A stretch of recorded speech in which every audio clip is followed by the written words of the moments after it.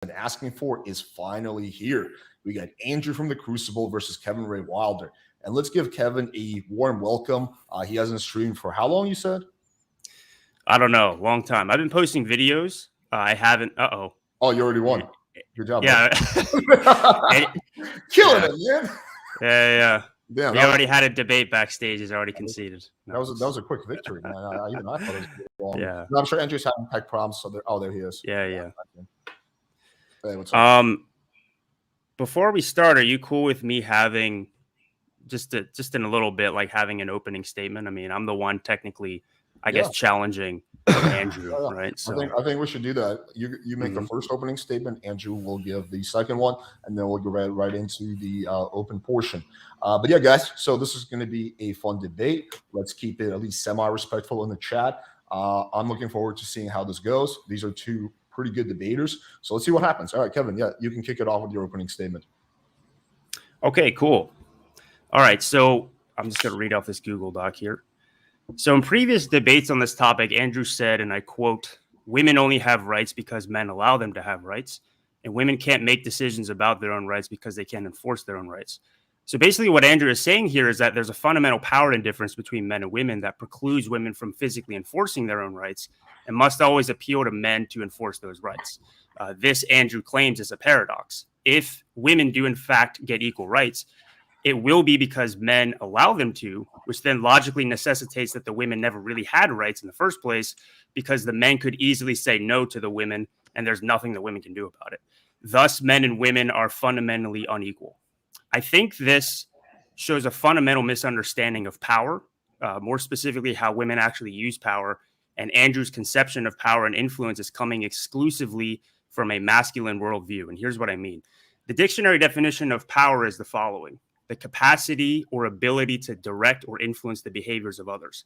And as an example of the most obvious way of exercising your power, I want to give you guys a little bit of a thought experiment. It's going to sound kind of ridiculous, but bear with me. It'll make sense in a second, okay? So imagine there's two guys standing on an island. One is Andre the Giant. The other is Danny DeVito. Danny DeVito wants to create a whole system of ethics and rules for them to follow while they're stuck on the island together.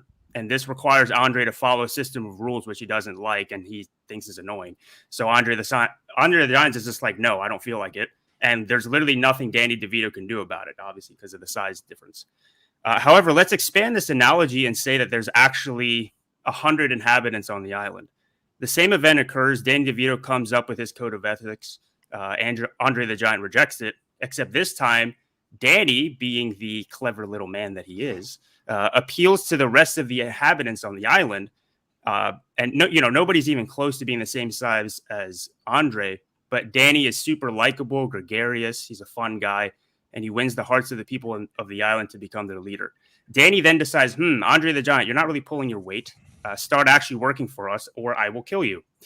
How can little Danny DeVito make a threat like this? He has the power of numbers on his side. No matter how powerful Andre the Giant is, if even 10 of the 100 inhabitants on the island try to physically subdue him under the influence of Danny DeVito, Andre has no shot.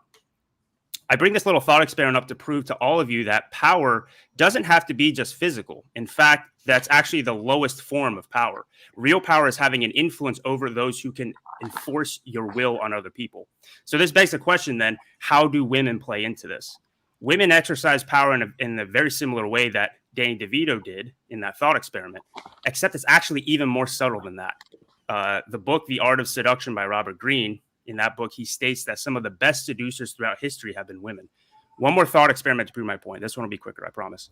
Let's take the Danny DeVito example again. And let's say he has no problem with Andre the Giant's lazy ass, but then the hot girl of the island, driven by her hypergamous nature, hooks up with Danny because he's the one in power and becomes his girlfriend. Let's just call her Stacy. Stacy doesn't like Andre. She thinks he's creepy and lazy, so she influences and seduces Danny into making Andre the Giant work, or else he's going to get kicked off the island. In this situation, who is the one with the power? If you said that it's anybody other than the girl, you fundamentally do not understand power as a concept. This doesn't just need to be a thought experiment. This has actually been happened multiple times throughout history. Cleopatra had the ear of Julius Caesar and used Julius Caesar to conquer her enemies, more specifically her family. I'm not going to do a whole history lesson here. There's also someone named Madame de Pompadour who basically ran all of France, even though she was basically a prostitute. She was like King Louis XV's favorite courtesan. So yeah, and there's many others too. And yeah, if you want more examples, just read The Art of Seduction by Robert Greene. I'm sure a lot of you guys already have. Another example that's very relevant to this discussion: women only gained the power to vote in the United States because of women, not because of men, as I'm sure Andrew probably believes. The 19th Amendment, which gave the women the right to vote, resulted in a tie. The tiebreaker being a young Tennessee legislator named Harry Byrne, who initially was going to vote against women's suffrage. Then his mom wrote him a letter and basically shamed him into voting for women's ability to vote. And that's what he did. And then the law was passed. And now today we have the, for better or for worse, women can vote because of that happening. Now, in that situation, Harry, technically, the Tennessee legislator, is the enforcement mechanism, because unless he votes yes, women will continue to not have the right to vote. However, you would be extremely naive to think that Harry was the one in power here. Do women need men to enforce their rights? Yes. Does that necessarily mean that men are the ones in power? No. To directly respond to Andrew's claims that women only have rights because men let them have rights, women only have rights because the people in power allow them to have rights. The people in power are not always men.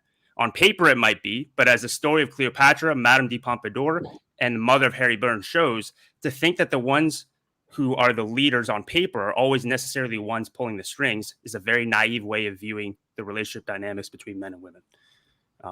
So yeah, that's my opening statement. Cool. Andrew, kick it off to you. Okay, can you guys hear me? Yes. Okay. Yes. Sorry, I was just kind of taking notes as he was going. So it's kind of a gish gallop, but I'll try to get through it all. And then we'll get right back to the fundamentals of the argument. And Kevin's going to lose again because he's brought literally nothing new to the table. So here, let's just go through this real fast. First part of the argument, he's wrong about. He says there's a second half that Andrew hasn't thought about, this fool, this idiot, which is that, he brings up this Danny DeVito, Andre the Giant thing. Notice how both the people inside of this analogy are men. He gives you a weaker man and says the weaker man is maybe better at subterfuge or public speaking or this type of thing. So other men, he can control other men to go enforce the things that he wants. Well, no shock to me. This happens all the time. I literally have there's no shock value in that for me. He points out that women can manipulate men in order to enforce their rights. I agree that that's also true. I've been through this now, I don't know how many times. I don't know why he hasn't picked that up, but I agree that both those things are true. But it still doesn't change the fact that the rights themselves are enforced by men, which makes it paradoxical to say that we can have egalitarianism with women, which is the crux of the position to begin with. Some of the fundamentally flawed thinking that Kevin here has when it comes to power dynamics is a claim that I don't understand them. You just think it's raw force, Andrew. Well, no, I don't think it's just raw force. I just think that when it comes down to it, the enforcement arm of whatever it is a person's will to power is going to be force. It has to necessarily be force. Laws have to be enforced by force. Will has to be enforced by force. If your machinations and manipulations and things like this don't work out and you have to then bank on the law, you have to use force. There's no way around it.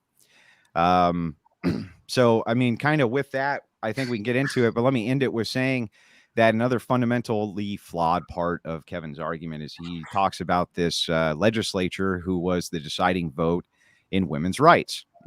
But he actually messes up and he says, at this point, Harry was the enforcement arm, but he wasn't the enforcement arm. He was the lawmaker. All the police and all of the military and all of those people who are largely designated as men and still are to this day globally and always will be, were the actual enforcement arm. So if those men had said, no, we're not going to go and give women the right to vote, old Harry would have been fucked, right? And that's just the truth. So kind of with that, I'll open it up. But I sure hope there's a better argument. I'm hoping. Let me just make a very quick statement.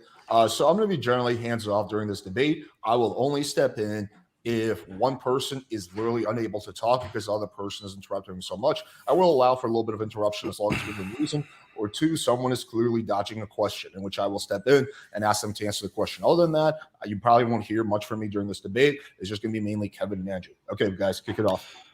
Why does the enforcement arm matter? Because how do you have rights without enforcement? Okay, that's fine. But you're acting as if I asked you a question. No, you didn't. I just said that you don't have my rights exact without words are, enforcement. how do you have rights without enforcement, Kevin? Answer my question. No, you need enforcement for sure. You have to have and to give you enforcement credit, for rights. Yeah, to give you credit, in your previous, I don't think that in your previous debates you said that rights are a social construct. I totally agree. There's not even anything left to debate. You're not going to have any. No. There still is. There still is. There still is. All right. Yeah. Because me as a Nietzschean, my fundamental worldview is the will to power. I believe that there's always these forces of power that are constantly clashing against each other to try to will themselves. Sometimes they'll integrate that smaller power, or they'll just take over completely. No, my issue is that I don't think that the enforcement mechanism, so let's say these men, for example, is even remotely relevant. Because the enforcement mechanism can be anything, and really what matters at the end of the day are the people at the top of the hierarchy that are making the commands. It can't be anything except force. I'm not disagreeing with that. Well, then I think you actually just dodged my question. You just said it can be anything, Kevin. You said the enforcement mechanism can be anything. Yeah. Hold on. Force is implied within the word enforcement mechanism, right? Well, then it can't be anything. It's force. Yes, it is force, and I'm saying the people who are doing the force could be different. Okay, so for example, it doesn't even need to be people. What are you talking about, bro? No, hold on. If I had a nuke, what's more effective, a nuke or an army of men? It depends on the situation. Okay, so two armies two places are about to go to war. Let's say the United States. We have nukes, and then you have Iraq, or whatever country that doesn't have nukes. Yeah, but has an amazingly large army. I mean, you can see that in the Second Gulf arms War. In that situation are better. Sure. Yeah. Okay. So the enforcement mechanism doesn't necessarily have to be men. No, it's force, and it's men in both those situations. No, it is force. Yes. It doesn't have to be men with nuclear weapons. Yeah, it does. Why? Explain. Because you can't have women who are entrusted to nuclear arms because men would have to entrust them with them, Kevin.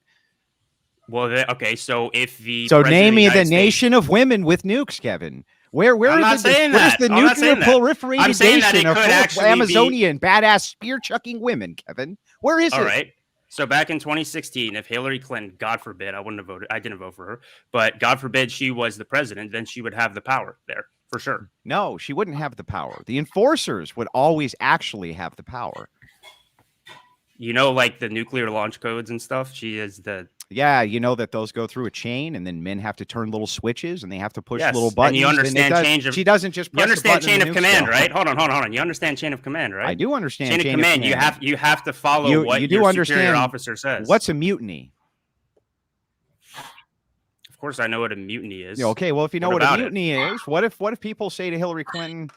What if men say, "No, bitch, we're not gonna launch nukes, and you can go fuck yourself"? How would Hillary Clinton enforce her power except to go to other men and tell them to make these men launch the nukes? Can you tell me that, Kevin?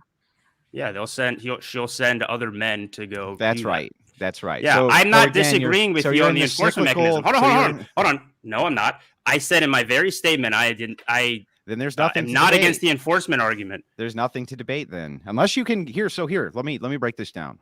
Oh, unless you can. Yeah, I'm sorry. Take care of your ring light, but listen very closely. Unless you can explain to me how women have rights outside of the enforcement, and that the enforcement arm can be something other than force by men, you don't have anything to debate with me on. Nothing. No, yes, we do. Yes, I do. It's because the people at the top of the power hierarchy, the ones who are actually manipulating and causing the people to actually enforce those things, that is where the actual power game is held. Okay. So if somebody at the top of a hierarchy, right? So who has more power?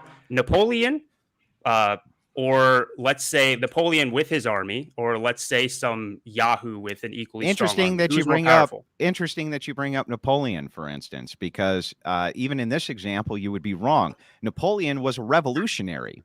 And he, as a general, gathered a bunch of men to oppose the power structures of France before he took it over and declared himself the emperor. And then a bunch of other men from another nation under Arthur Wellesley decided to whip up the entire British military, and the whole world went to war with Napoleon of men, I might add.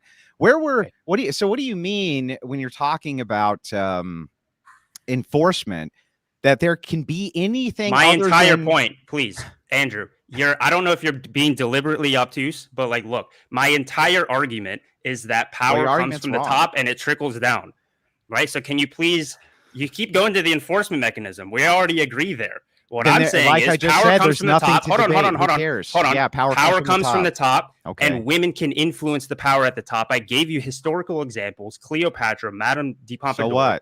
So what? What do you mean? That doesn't contend with the argument for the last time, for the 300th time. That is no. That is their way. That is women's way of willing their power and willing their influence. Kevin, by manipulating men. Power comes from the bottom, Kevin. Now contend with the argument. No, it doesn't. Like who cares? No. Like who cares? Contend with the argument. How do women have rights outside of paradox if the enforcers of their rights can only be men, and men are the only ones who can actually will men to power? No. That's where you're wrong there. Okay, you had me up until that point. Men are not the only ones who can will other men to power. Stop, Kevin. I misspoke. I didn't mean men are the only ones who can will men to power. I just mean men are the only ones who can enforce the power of will. That's what I mean to say. Well, let me actually, I want to provide clarity. So, Kevin, do you agree with the statement that men are the only ones that can enforce power, or no? Historically, yeah. I mean, you could make the argument, and I said it a little bit earlier, of like, okay, well, with modern technology, which, was invented by men, you could have nukes and stuff that are commanded now by women, thanks to the labor of men. That's true. My argument is not the enforcement mechanism, because at the end of the day, what this argument is about. Yeah, yes, there is. No, there's not. At the end of the day, what this argument is about power and the fundamental differences between men and women and how they interact with each other and whether they're equal or not. They can't. And I would say, I think I understand what the disconnect here is. So let me just quickly try to sum it up. So Kevin is arguing that then when it comes to power, right, when it comes to rights, the people who are enforcing are less important than the people at the very top, right? The people who are giving the orders. He's saying those are the people who are in more positions of power. And if those people are women, like, Hillary Clinton could have been, or Kamala Harris or whatever, then, women do have a lot of power and then can give themselves rights. Again, I gave myself a bunch of historical examples. They only have power. Andrew's provided zero. The only argument you've provided is a monolithic argument of like in previous debates where you say, oh, if all men collectively banded together and said women don't have rights. Name me one time that's ever happened in history, Andrew. Ever. It happens in Muslim nations all the time. Would you like me to go through the Muslim nations that's happened in? Sure, go ahead. Okay, well, let's start with Iran and the Shah of Iran and the overthrow of the Shah of Iran, where women did have rights, and now they don't. They don't have any because men collectively got together and said, fuck you, bitch, you don't have any. Do you dispute that, Kevin? Hold on. It's the men that it wasn't all men, right? A lot of those men were still fought with the women because they were influenced by the women. Now they lost. So what? Sure. So what? So women were appealing to men to enforce their rights again. Yes, exactly. No, you're making my argument.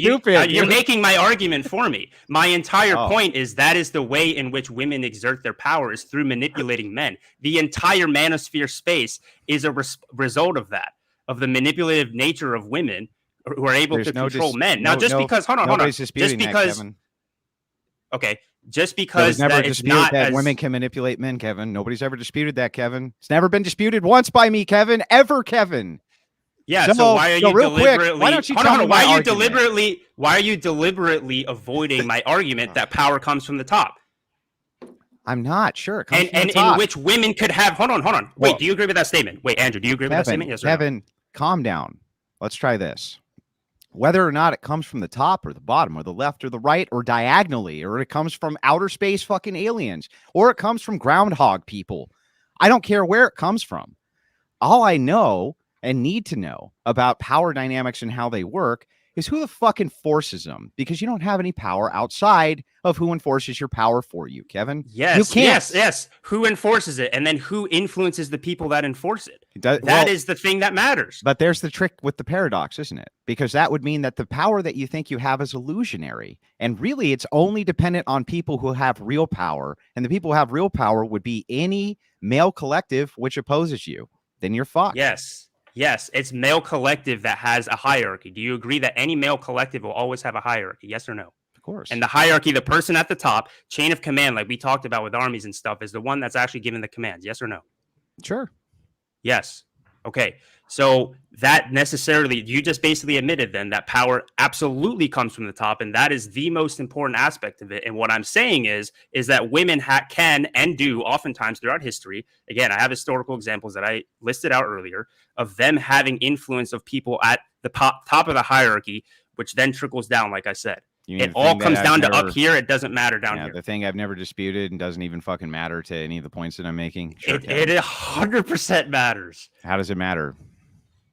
It matters because your entire point is saying that women don't have rights. Well, let's say, for instance, it was tumbled 360 degrees, and somehow it was logically possible that power came from the bottom instead. It always had to come from grassroots. Couldn't really come from the top down, right? It wouldn't matter, really. All that would matter is, how do those people then enforce power? And the answer is going to be what, Kevin? How would they do it? How would they do it? They would do it I think you're strawmanning me this entire time. They would do it by using enforcement. When have I ever said, Andrew, when have I ever said, please list it out to me, that you don't need an enforcement arm? I literally said earlier in the debate that it is within the entire word itself. You did, which is why I told you there's no debate, and you're just still going on. I don't know why. There's no debate. You already agree with me, so I don't even know what you're talking about. No, I do not agree with you. You do. In the slightest. You just don't know. No. You think that it starts from the bot, or you don't. You actually admitted, I should say. So you can see that power comes from the top. There's no admittance to something that's obvious. It just doesn't matter. Okay, let me see. Power comes. Hey, it doesn't matter. How did you understand? It doesn't matter where it comes from. Guys, let me see if I can bridge the gap. So what I think the disconnect is that in terms of power and rights, Kevin believes that it's the people at the top who largely matter. He acknowledges that enforcement is predominantly male, right? He believes that's less important than the people at the top. And I think, Andrew, what you're saying is that who's at the top is not as important as who's doing the enforcing. Did I sum up both of your arguments correctly?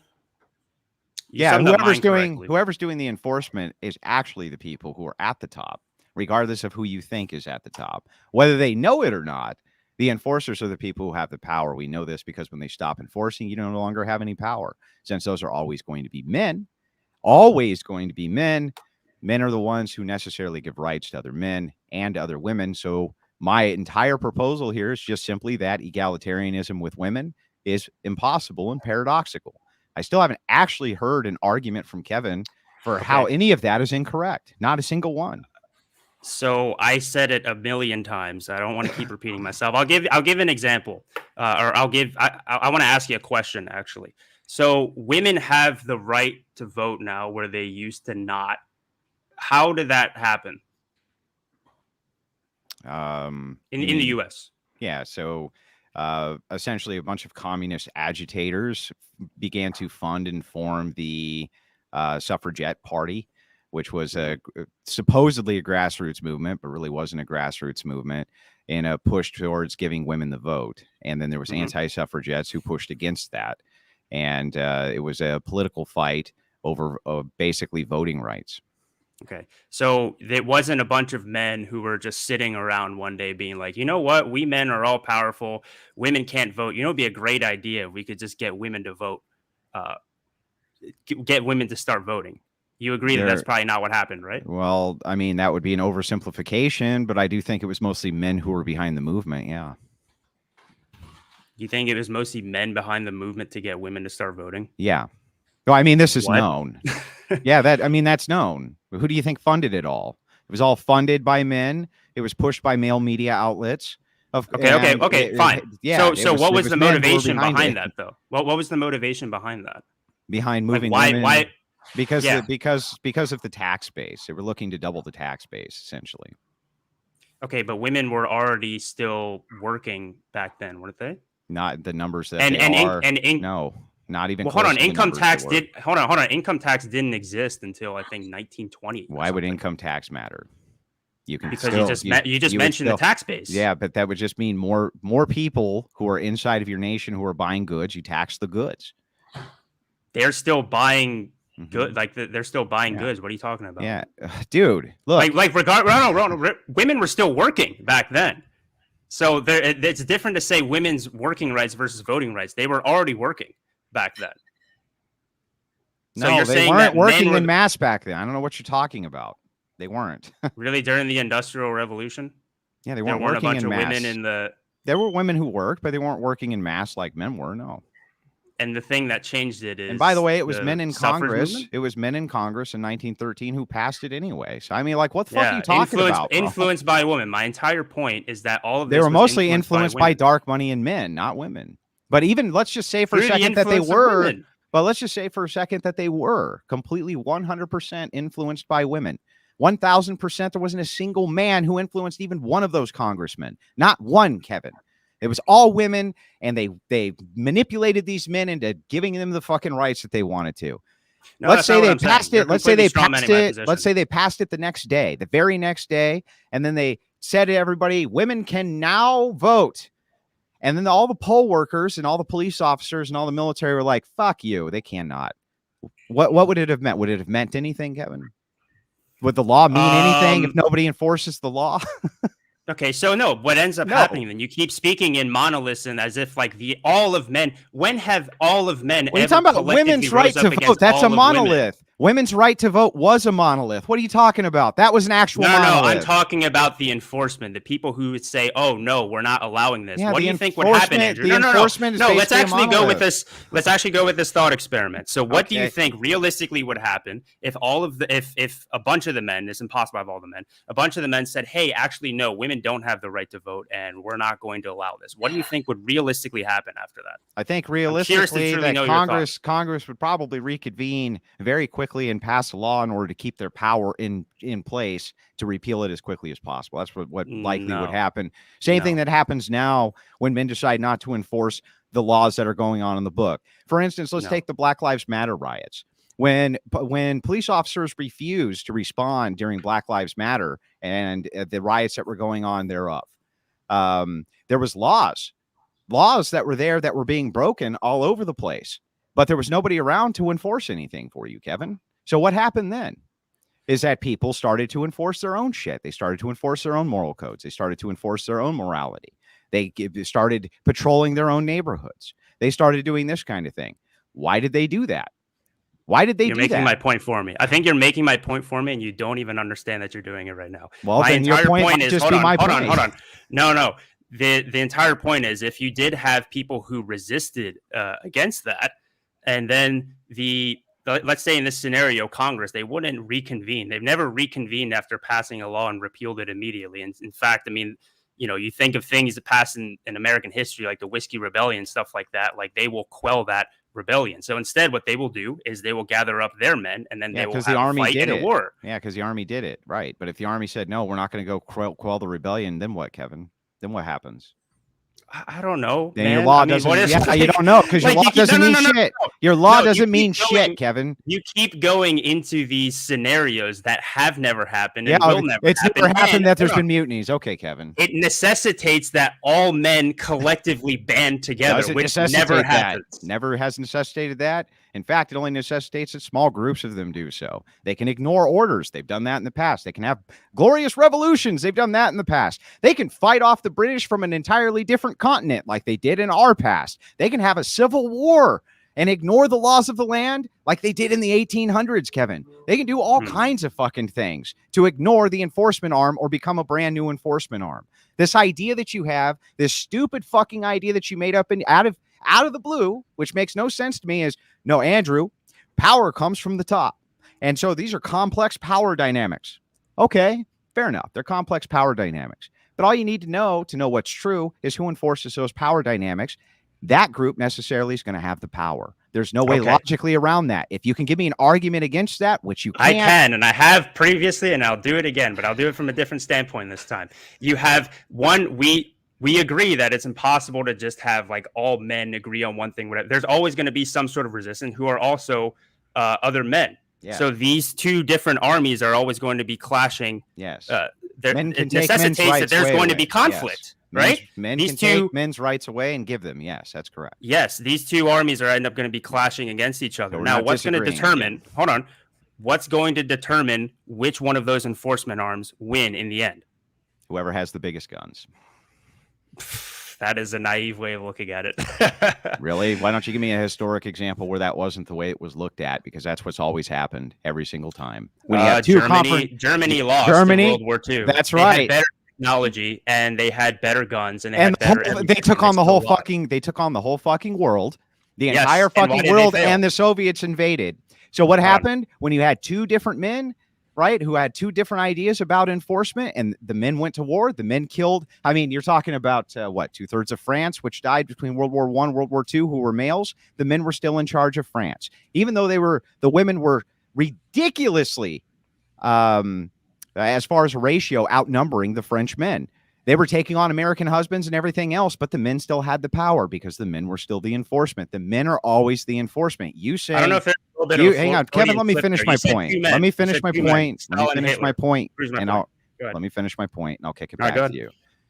Again, for the 300th time, yes, men will fight over power, but they're ultimately the enforcers of what your rights are going to be, and they're the ultimate enforcers of what the law is going to be. They always are. There's no way around that. Even if you have Cleopatra in power, she's going to be relying on men to do the rights enforcement, Kevin. There's nothing you can do about that. I'm not disagreeing with that. So I don't know what to tell you.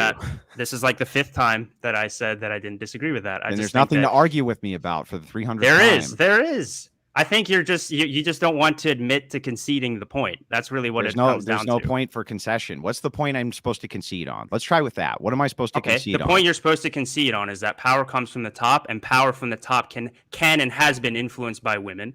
And your entire argument is that doesn't matter because the enforcement arm is always going to be men. Never disputed it. In fact, it's part of that it can be women at the top? Yes, of course. It's part of the crux of my argument, Kevin, for the 300th time.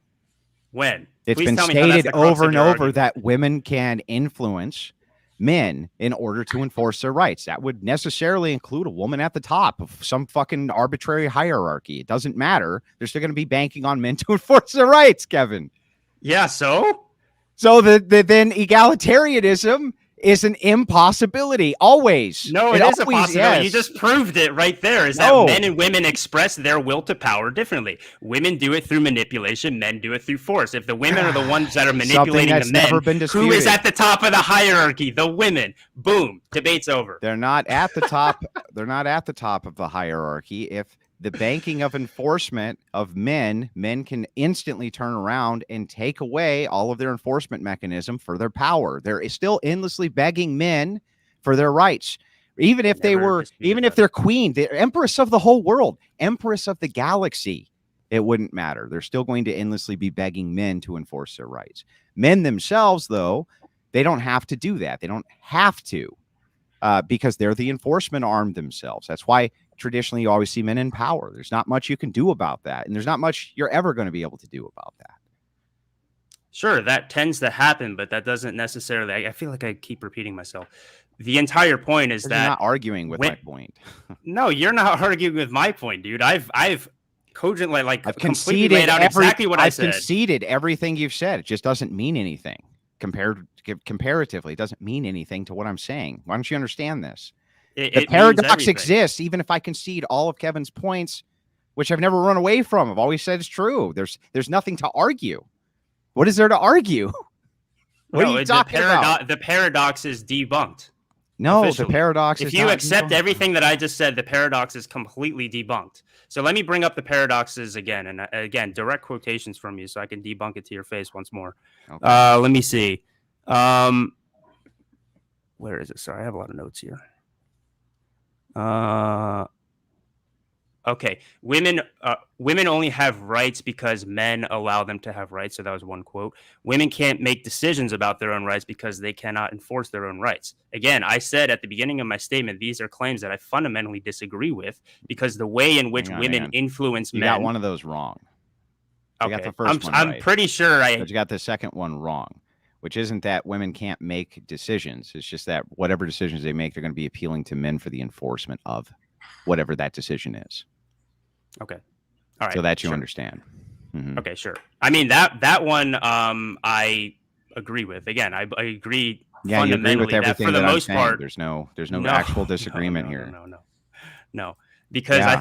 I think the issue is, okay, maybe you agree with me. I'm trying to be as charitable as possible here. Maybe you agree with me that I don't care if you're charitable. The debate's over. There's nothing more to debate. Yeah, you conceded all my points. Debate That's is because over. Yes. they don't address anything. Like it. What it addresses you have an answer to the paradox, man. Yes, I have. This can't. Okay, so let me try it this way. This can't happen in reverse. You understand that? Like this can't actually happen in reverse. So women. Explain, what do you mean? Yeah. So women could never appeal to women for their rights. They can never appeal to women as an enforcement arm for their rights. Do you agree or disagree? Yeah. For the most part, I'd agree. Yeah. Okay. Well, then you're done because that's the paradox. You dumb fuck. How is that the paradox? I like how you're saying that I'm a dumb fuck when you're a dumb fuck. When you I just don't know got what else beat to in tell. a debate by I don't. me. I literally. So what does that don't know make what you? else to tell If you just lost the debate to me, what does that make you? If I'm dumb, you can't lose a debate to somebody who's not even talking about your position, Kevin. Like, you're not even talking. I am about saying. It. You're like I am saying from the beginning. Yeah, here's Kevin's debate style. Do you concede that blue is blue? Yeah, I just won the debate. It's like low tier sophistry. You never actually have addressed this descriptor for reality. Every time you say that I don't address it, I address it right to your face. Who's the enforcer? Yes. Men. Got it. Yes. And you're presupposing with that statement right there that the enforcement mechanism is the one that matters the most by far. And I'm not saying that that's the case. Again, that's coming from the bottom of the power hierarchy. You're saying the bottom of the power hierarchy is the most important. I'm saying the top is the most important. The bottom of the power hierarchy can change and it's malleable. Throughout history, it's been men because there was no technology. But as I stated earlier, with modern technology, it could easily be something like a nuke or maybe even more in the modern day, like, digital warfare or something. Who knows? Like, who knows what the future is going to be like? What matters is the people at the people at the top who most certainly can be women. 100%. Okay. I mean, I don't know. I literally don't know what else to say to you. You haven't actually answered to the paradox, Kevin. In fact, you agreed that women can't appeal to women to enforce their rights. They can only appeal to men. Therefore, egalitarianism actually necessarily has to be impossible. Why do you not see that? Andrew, maybe you can just one more time, explain the paradox in a very succinct way. I just did, like the most succinct way possible. Here's the paradox. The paradox is that men never have to appeal to women for their rights, ever. They never have to. Women always have to appeal to men, and women will never be able to appeal to women for their rights because women can't enforce them. Kevin agrees with all of this. He agrees literally with everything that I'm saying is a descriptor for reality. I don't know, since he agrees that the paradox is there, true egalitarianism can't exist, which is my point. Do you have a single argument against that, Kevin? Yes, I've said it so many times already. Let me try this another way. Let me try this another way, because you're a smart guy, Andrew, so I think you know exactly what I'm talking about. You just don't want to lose. So, all right, let's take an example of somebody who, let's just say that every single common man or whatever has an IQ of 10. All right. Mm-hmm. And then you just have one single super smart person with an IQ of 200. All right. So who's the one in power there? You think the person with the IQ of 200 is going to easily be able to manipulate all of the masses of people with an IQ of 10, no matter how many there are? Probably, at least a lot of them. Yeah, exactly. And so who's the one in power there? It's the person at the top. That person at the top can absolutely be a woman. But more specifically, what we see throughout history is it's usually a man, and some woman manipulates that top man. This is also my speculation as to why. Right. Hold on, one second. Yeah. One more thing. This is also my speculation as to why I think women are naturally hypergamous. They will. Yeah, I don't care about the women being hypergamous thing. I care about the argument. So on to this, unless women being hypergamous has something to do with your argument. Yeah, it does. What women being hypergamous is the thing that helps put them in positions of power to influence the men in power, who then influence the enforcement arms. And that way, that's the way in which the women are able to exert their power. All right. So let's try it let's try a different way, because I don't even think you understand what I'm saying. So we'll try it this way. Where does Kevin think rights come from? They're a social construction. I agree with you on that. Okay, where do they come from? Nowhere. I mean, basically, it's like, okay, well, again, so my sort of worldview is the will to power. So there's all these different wills or collection wills that are constantly clashing against one another. I basically think that any sort of morality is actually a cope. Morality is not real. I don't care about that. I just want to know about rights. Let's just focus on this one thing so I can see if I can break this down the easiest way possible. Sure. So we agree that rights themselves, or at least we'll agree with it for the sake of argument here, that rights themselves come from nowhere, right? Yes. They're socially constructed and they're made up, right? Yep. Okay, so a right is actually just the ability to enforce it, to enforce your will. Yes. So if your right is your ability to enforce your will, which sex can do that? Both, because again, whoever commands the levers of force or whatever you want to call it, that's what matters at the end of the day. So whoever is in power of that thing is what matters. It's basically like saying, like, let's say that I have a I don't know. I have some. I don't disagree that women can't manipulate men into enforcing their rights, but this again is paradoxical. So try to contend with it this different way. Now that I have your grounding and you kind of understand this basic concept, assume that a god comes down and gives you all of his powers except like one, right? And it's the power to take away your godhood whenever they so choose. Are you equal with that god? No, you're not equal with. Why aren't you equal with him though? Even though you have all the things that they have, minus powerful. Because he can take away your godhood whenever he wants, right? So who has the power? Exactly. So who has the power? The person who is God, right? Who can take away the power anytime they so choose, not the person who thinks that they have. The problem with this, I know where you're going with this, Andrew. The problem is that you're presupposing the argument, which is the entire point of the debate. You're presupposing the idea that men are the ones that give women rights, and that's the thing I fundamentally reject, and that's the thing that we've been arguing about this entire time. I didn't presuppose. You're presupposing right there. Okay, tell me where that line of thinking is going. Go ahead. Stop. With this hypothetical itself, I'm just asking you about the nature of egalitarianism. So if we're talking about the nature of equality and the nature of egalitarianism, you would agree that if there's a mechanism which can be taken away from you by something that has the degree of capacity to take it away from you, that you can't actually be equal with that thing. In this case, it would be the same thing with the power dynamics between men and women. That's what creates this great paradox, the paradox of rights. You're only saying that if women are able to manipulate men into utilizing men's power on their behalf, that would be like a person who tricks the higher deity and tricks them into giving them the same power until the deity realizes that they can take it back whenever they want. It was always paradoxical. Okay, so let me use a little bit of, I don't know, maybe Christianity or whatever to sort of prove my point, because I think the Bible itself, now granted, I don't understand the Bible as much as you do, although I did go to Catholic school. They don't really teach you shit there in terms of Catholicism. But anyway, okay, so the devil, the devil, how does he have power in the world? You agree that the devil has more power than human beings, right? No. As a Christian. No. You don't think the devil is more powerful than human beings? No. And then but by the grace of God. In fact, the opposite's true.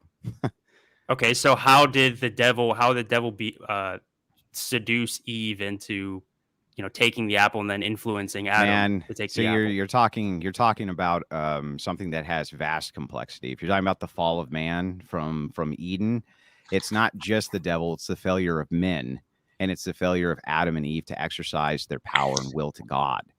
Right. But they had the power to reject Satan. Satan had never had any real power other than what was willed to Satan. Yeah, hold on. His power was the seduction. He seduced them into doing what he wanted.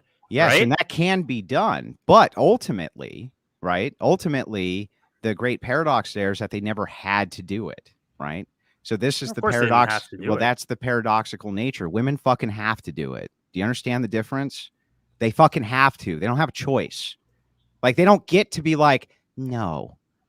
That's the paradoxical nature. Sure. I mean, in different Adam and Eve ways could just look at sure. No. Now pretend that Adam and Eve had the devil who was there, right? And they were like, and the devil went, no, you fucking have to eat the fruit. Grabbed the fruit, shoved it in their face, made them eat the shit. Just stuffed it in their face. You have to eat it, right? That's the difference. That's the paradoxical differentiation. That's the entire point. The fact that you brought that up shows that you are taking this 100% from a masculine worldview, which is why this doesn't make any sense.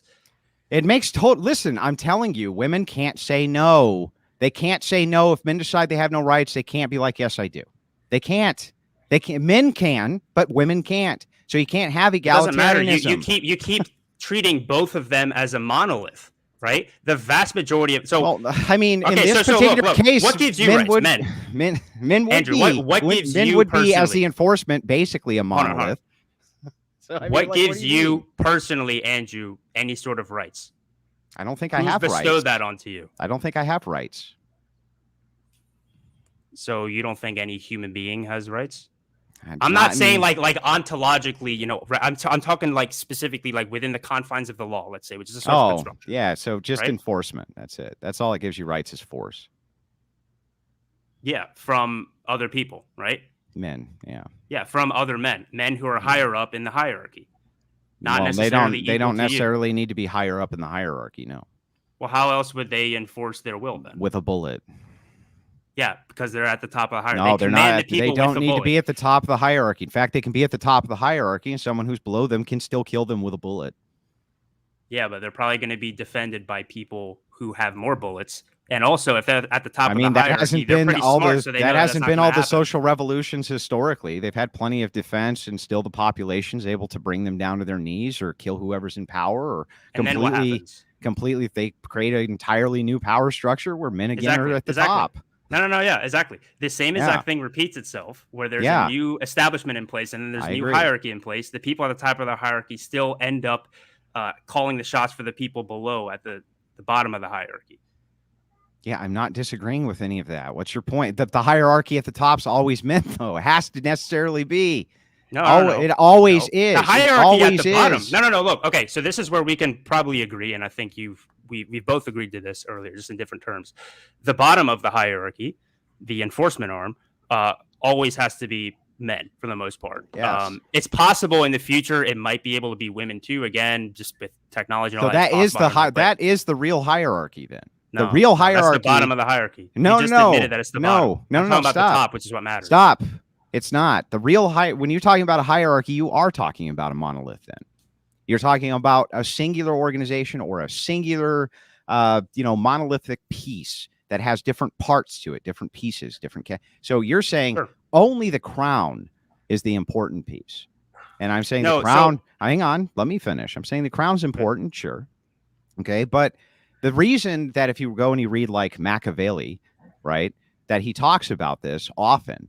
How it's actually better to be feared than loved, for instance, is because oftentimes in the Prince, especially as they discuss these different groups kind of taking out the crown or having some type of social revolution to get rid of whatever the existing hierarchy is to instill their brand new hierarchy. That's men essentially enforcing whatever they think is their right. Got it. I'm glad you brought up Machiavelli. Or this type of thing, right? That's what they're doing.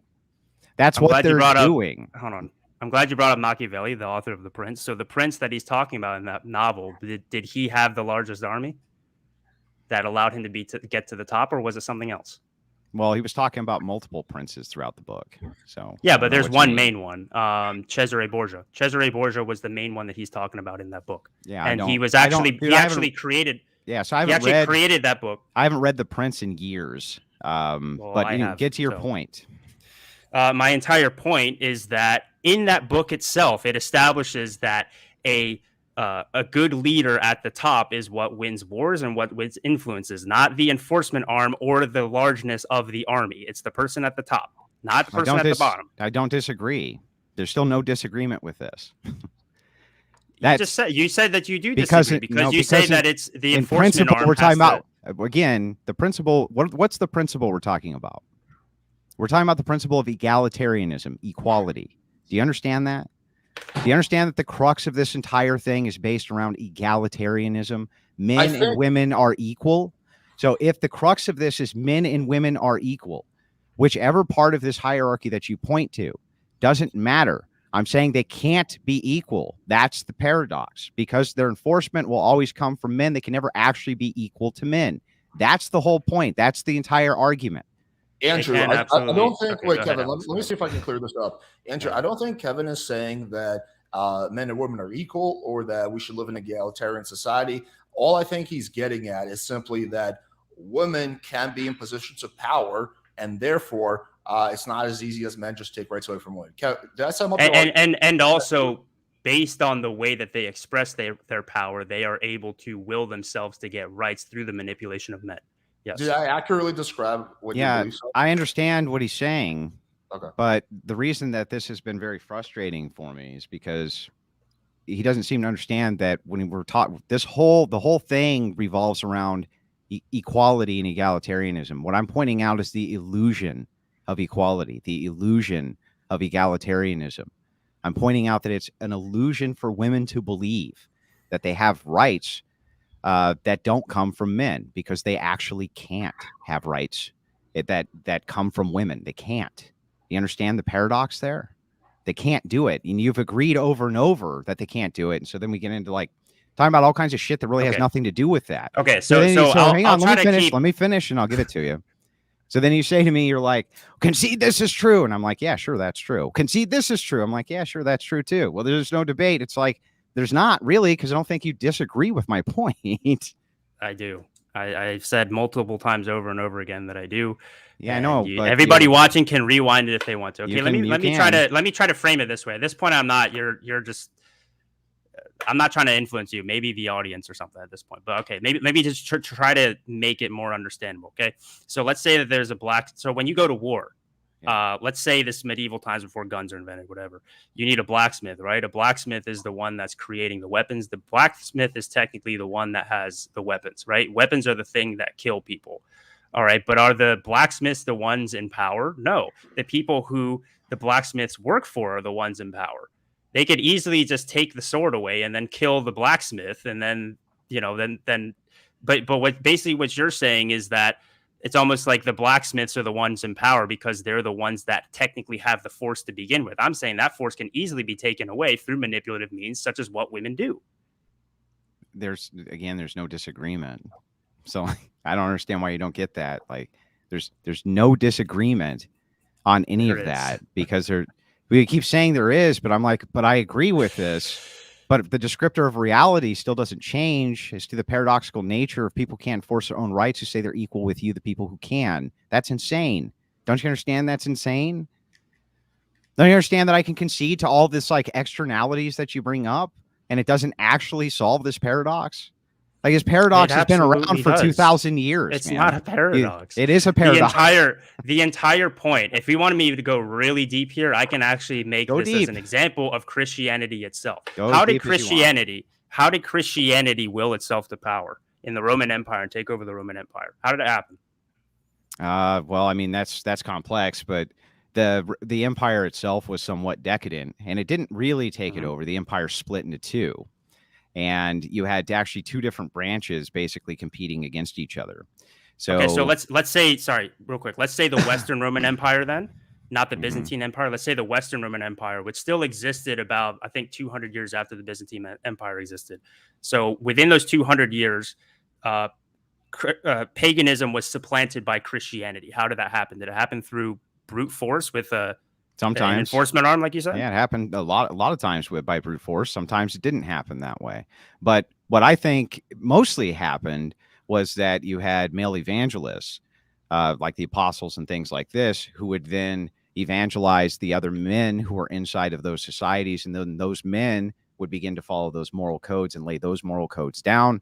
And then other men would begin to either adhere to those moral codes or they would be prosecuted under those moral codes. The enforcement arm would always be exactly the same, though, across the board. It always is.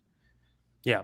So the way in which basically what you're saying is the way that the Christianity willed itself and took over the Roman Empire was largely through non-force means that weren't through force. Because every time that was, and the way that which it happened, if you guys want my viewpoints on this, where I come from with this, I encourage you to read The Genealogy of Morals by Friedrich Nietzsche. But basically, the slaves, right? The Roman society was mostly slaves and like a few masters. Yet every single time, and they completely outnumbered the masters, right? Yet every single time the slaves tried to revolt, they would get crushed, right? Because the Romans at the top were so powerful, they could command armies, they could They could hire mercenaries. They were very strategic, whereas these slaves didn't really know how to fight, right? So the way in which Christianity proliferated Not was during the through gladiator word. rebellions. That wasn't the way it was in the They gladiator got crushed. Hold on, the gladiator rebellions got crushed. Eventually, yes. Eventually.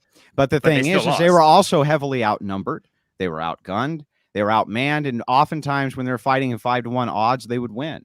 So the thing is that, again, though, this is men pitting against men for the dominance of power and rights, which is always the case. Yes. Every single time. This is different. Hold on. I'm talking about Christianity, though. With Christianity, the way that it spread and the way that it took over was not through that. It was through appealing to the hearts and minds of the people rather than the masters. Men, yeah. Correct. Yeah. Well, both. But yeah, basically. No, it was the men. There were a lot of women who were. Go ahead. Name a prominent woman of the time they were appealing to. Go ahead, Kevin. I don't know. My entire argument is that a lot of one. these women you'll never know. There isn't one. The entire point. That's why. Look, the entire point of what I'm saying in this argument is that women express their power differently. For all the women that I listed earlier, I don't disagree. There are probably tons of women who had a major influence on men. Okay, let me give you this example. Constantine's mother. What was she? Was she Christian or no? Constantine. I don't think she was, because Constantine was the one who was converted, right? I'm almost positive Constantine's mother was. Maybe she was. I don't remember. I don't know. Yeah, somebody can look that up really quickly. Yeah, but Constantine converted to Christianity. I know that was like the big deal. I think he converted because his mom was Christian, or that was a big influence, right? So that's even just that. If that's true, then that's case in point right there. That Christianity, that women can influence men. Helped. Yes, nobody's disputed that for the 8,000th time. Yeah, they can influence men. Yeah, we know, Kevin. They can influence the enforcement arm, which is the entire point of the argument. They can, right? They can influence it, but the thing is that if the enforcement arm says no, women have no recourse and men do. That's the point, Kevin. They do have the recourse. What's the recourse? If the enforcement arm said you're acting as if there's only one enforcement arm, right? The entire point of what we keep on switching. You keep on changing. You keep on changing what I'm saying, and you do this over and over and over again. So try this again. If this ain't the pot calling the kettle black, I don't know what is. If men decide that they don't like the status quo, they can enforce a different status quo, and women can't. They can't do that. And they will be met with resistance by other men. Yes, that's correct. Who a lot of times could also be under the influence of women as well, especially even if they're something right. But even if they're under the influence of women, this is part of that great paradox, which is that even if they're under the influence of a singular woman or a singular man or whatever it is, women can never appeal to women to enforce women's rights collectively. It can't be done. Do you understand that? They have to enforce it through men. They can, from the standpoint of they can all collectively come together and agree to manipulate their men to get what they want, which has and does happen. Actually, this happened, I think, in the 90s, or actually it might have been sooner.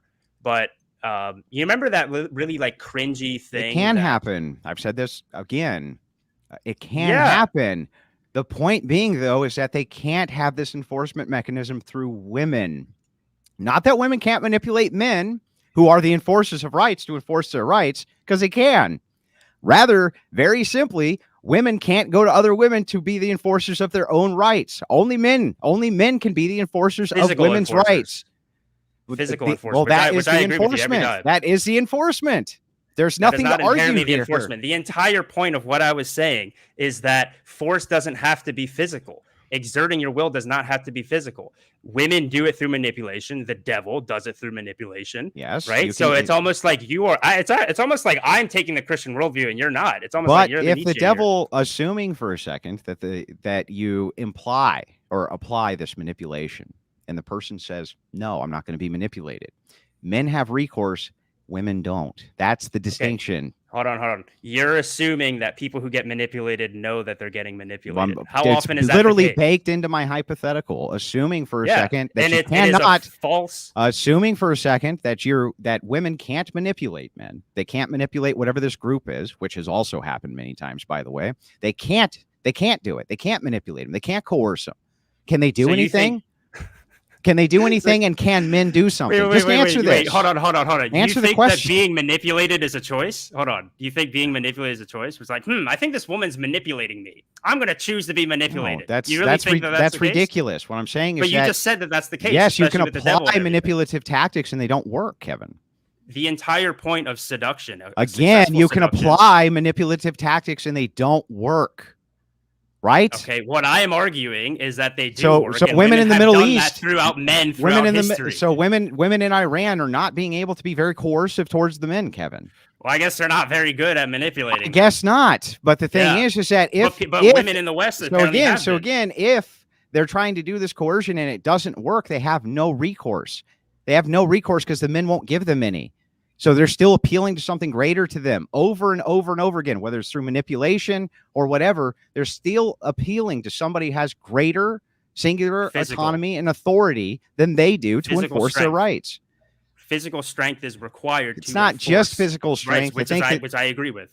I don't think it's just that. I also think there's a mentality difference. I think that men have less problem killing people, all sorts of different things like this that go into that as well. But the whole point is, I agree with that. How many times do I have to say this? They can't, even if they're being manipulated, they have no recourse outside of that, and men do. So they're always appealing to men. It doesn't matter if they don't have any recourse outside of it. That is the most effective. No. That is the most effective method to influence people is through manipulation and being able to psychologically manipulate people to do what you want. That is how Christianity took over the Roman Empire. That is how the devil has so much influence over everybody, even though he doesn't like, it's not like the devil comes up and just starts beating the shit out of people. No, he influences and seduces them through basically psychological and spiritual means. You're proving my point. So ultimately, how Christianity is influenced is that men who convert over to Christianity become the enforcement arm for the Christianity. So assume for a second that you had a person, and this did happen oftentimes in pagan tribes, where tribe leaders would convert to Christianity and their soldiers would not. And so they removed that tribal leader because now the enforcers are gone. He had no power left. This happened with pagans all the time. It was a big problem inside of these pagan nations. In fact, it was a problem in Japan with the daimyos. The daimyos also would convert over to Christianity, and their samurai said, no, we want to stick with Buddhism. That was a big problem for them as well. So if you don't have the enforcement arm that's there that you can appeal to, which is going to be men, to protect whatever the rights are that you think everybody should adhere to, you're fucked, Kevin. You're fucked. There's nothing there, and women never have that recourse external to men. Neither do men. All rights fundamentally come down to men. Okay, yes. Then there's nothing else to argue. No, they come down to whoever is at the top of the hierarchy, who is able to influence the people that do the enforcing, which almost always are men. And I agree, it's not just physical, it's intellectual too, not necessarily from, I guess maybe technically an IQ standpoint, but more so from the standpoint of like creating machines of war, for example, right? So, but would you agree at the very least that women on average are much more socially aware than the average man? I think that when you're talking about Western dynamics, that might be true. But I think that the way that other cultures deal inside of these dynamics historically has been different. I don't think that always kind of the social awareness, if that's what you're talking about, has been as skewed as it is now. But I would say probably. They probably are a bit more socially aware. You're talking about when it comes to the dynamics between people. That's what I think you're talking about. Yeah, I think so. I think that's a necessary function. They actually necessarily have to be that way. Yeah. Exactly, or else they wouldn't be able to exert their will and their power and their influence, that's the way in which they do it. I agree with that too. Yeah. So I've never disagreed with that. I think the debate's over then. I think we're done. Yeah, but I just want to let you know that you never actually answered to the paradox at all. You could say that all day. Just rewind the tape and go ahead and look at it. I mean, you could say rewind. You could say rewind the tape all day too, but you never actually answered to it. Address it one more time. I answered it so many times. Well, no, you didn't. You just said, okay. So fundamentally, I'll answer it one last time, and I'm still available for about another hour. So if anybody wants to come on and we can both talk. Yeah, we're gonna do an open panel after this. So yeah, for sure. Yeah. So I'll just have my closing statement, I guess. Men and women, I agree with Andrew fundamentally that a right is not something that's like real. It is a social construction. that we make in society in order to, if we're assume that we're rational creatures, which is assuming a lot, but let's just say that we are, we use that in a way in which to ensure our future wills are able to proliferate in the future. But I will say that the way in which men and women exert their will and their will to power and what they truly want are different. Men are the physically superior sex. We are bigger, stronger, faster. You could even argue in the extremes, we're more intelligent in terms of creating things that will help with the enforcement. However, but women know this. Unconsciously, they know this. And my theory is that they have evolved over time to be whoever's the most socially aware and socially adept are the ones who, kept living on. And the way in which women express their will to power is through manipulative tactics. They can manipulate men into doing what they want. The way in which they do that is naturally their hypergamous nature. They go for the top of the hierarchy. And then at that point, they're able to influence the people who have the influence of those enforcement arms, such as like an army of men, or maybe in the future, nuclear warheads or whatever, doesn't matter. The enforcement arm can always change technically with technology. And that's the way in which men and women, you could argue, are equal in the sense of, okay, well, it's an equal playing field in terms of how they express their will to power. They just express it differently. With women, it's much more subtle. And, some people might be thinking, oh, we're just arguing semantics or whatever here. I think it's much deeper than that, because it's very important for us to understand the relationship dynamics between women and men, because that's the entire reason that something like the manosphere exists in the first place. People don't understand women at all, right? And it's important. If we want to make sure that societies and stuff in the future work out, we need to understand that you can't just do it through like physical force and stuff. Influencing the people at the top is what's important. So, yeah. All right, Andrew, do you want to give your closing statement? Yeah, so this has been hilarious for me. Essentially, what I've said, did I cut in on your closing at all? No. Sorry. No. Still of course cope, not. Of course not. But anyway, it's kind of a typified low tier Reddit tier debate style where someone will come in and they won't actually address what the argument is. I don't even think that Kevin really understood my positions about egalitarianism or equality between men and women. I don't even think he understood that. I think that he thought I was making some broader point about rights, which is somewhat irrelevant, actually, to the point that I'm trying to make with egalitarianism. Which is very simple. It's like Kevin's position, simply put, is this. He says the influence is the power, not the power itself. The contentions point to this. And by the way, Nietzsche was incorrect about this. Many philosophers have beat him over the head, and I'll be one to do it today. Kind of the giant paradox to this is that what happens when somebody says you have influence, but we no longer adhere to the influence? Women can't do that. Men can do that.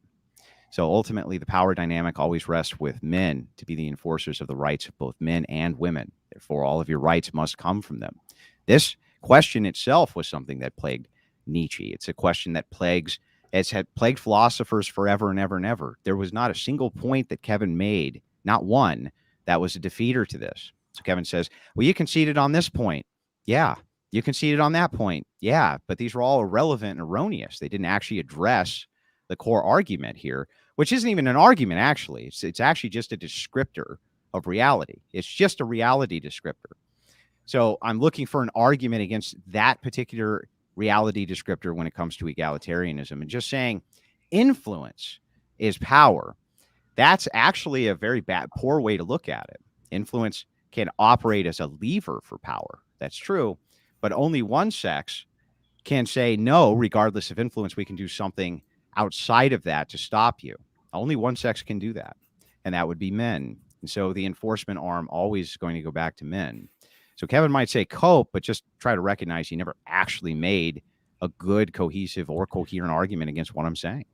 I'm not going to make a rebuttal just for the sake of time, but because we'll just keep going back for it. I do want to point out, though, that the definition of power, which I said earlier, and you can look this up, is the capacity or ability to direct or influence, right? And you're basically saying that power is an influence, but it's baked within the definition of itself. That's all I want to say. Any rebuttal that I have to what he just said, I basically let me give you my rebuttal to your rebuttal, since you gave me a rebuttal after my closing statement, which is that even if in the definiendum, it says that influence is a position of power. I still don't disagree. I'm just saying that if your influence doesn't work, there's a mechanism men have, women don't, which is what creates the rights paradox to begin with. Very simple. It's not complex. I think basically everybody understands it, including you. But you want to kind of go into this grandiose ideology in order to defeat a basic descriptor. It's a basic descriptor of reality. I don't even know how people can argue against it, to be honest, because you didn't argue against it at all. You just talked about hierarchical structures, which I don't even disagree with any of that. This just wasn't even an argument to be had. Look, if anybody wants, because you brought up Nietzsche, and Nietzsche's, it is a problem that kind of concerned him, but he basically came up with, I want to say a solution, but a descriptor actually of what actually happened. And that's within the genealogy of morals that he wrote. And more specifically, the priest figure. This is just going to be for some of the philosophy nerds out there that want to do a little bit deeper reading on this so that you understand my position. But yeah. Okay, let me start opening up the open panel. We got Rachel, Andrew's wife, backstage. She wanted to come on. We got a few other people backstage. Overall, I thought it was a good debate. I think it was some good back and forth. So yeah, appreciate both of you guys engaging. All right. By the way, guys, I want to say it got fiery and stuff there, but I do like Andrew a lot as a person. I hope maybe he does. I mean, wait, actually, I'm pretty sure Andrew. I introduced you to Alex, right? I'm pretty sure. Yeah. So just so you understand, I don't take anything personally. Oh yeah, I know. Ever. I know you don't. I just want to make sure that you own it, because sometimes things when can get you heated win and stuff. When you win every debate you walk into, it's really hard to take things personally anyway, Kevin. There's two Andrews. I know where you're coming from, man. At least for me, I think I'm undefeated so far in debates. I guess you do too, but you know what I do appreciate though? I do think that we do use rhetorical techniques here and there, but I do think that it genuinely was, in my opinion, at least, a clash of ideas and not just like a debate about doing like rhetorical kung fu. I mean, maybe you think differently, but I thought I don't even feel like you contended with what my idea is at all, to be honest with you. Like, I really don't. I'm trying to be maximum charitable. I feel like we were arguing about everything except the point, but fair enough. Let me move it forward. I was just going to say, I think there's two Andrews. One is the debate Andrew, which is quite hostile and aggressive. But there's actually another Andrew who's super duper nice, who's a really good dude, who's someone that I like and respect. So it's kind of like sports, right? Like Well, yeah, it's blood sports. Yeah, exactly. Look, I appreciate what you did this with Duke's debate, where you were like, oh, well, I prepare for debates. A lot of people don't prepare for debates because they don't take it seriously. But you and I do take these concepts seriously. So, yeah, I mean, I watch all conversations for the most part. If you have somebody who's being a good faith interlocutor, which I think you were being, I just think that you kind of missed the point. I think that they're all worth having. And by the way, just like everybody in the audience understands, it's not actually possible to lose a debate anyway. People think this in the blood sports, scheme. I know that the kind of like the audience wants blood, but I've lost debates before. Not that many, but I have lost them, and I've lost them in Discord many times, especially when I'm trying to attack ideas that I don't really understand, and we're kind of doing a back and forth just so I can like get my head around an idea. You can't really lose. All you can really do is learn. That's it. Yeah. That's a great perspective. And also, I've been away from YouTube for a while. The reason that I came back actually is because I'm writing a book exactly on masculinity and femininity. So I wanted to actually bounce some of these ideas and concepts to somebody I respect intellectually. So it was good. I agree. It was a good learning experience. Cool. So let me move forward. Let me bring on Rachel. This is a question that kept popping up by this guy, Andrew. So if you don't mind answering that real quick, and then we'll hear from Rachel. Women with blacks and see how he reacts to that. Yeah. So just to answer that, I've actually answered that in debates before. That men are, of course, the ones who give rights to men, and men are the ones who take rights away from men.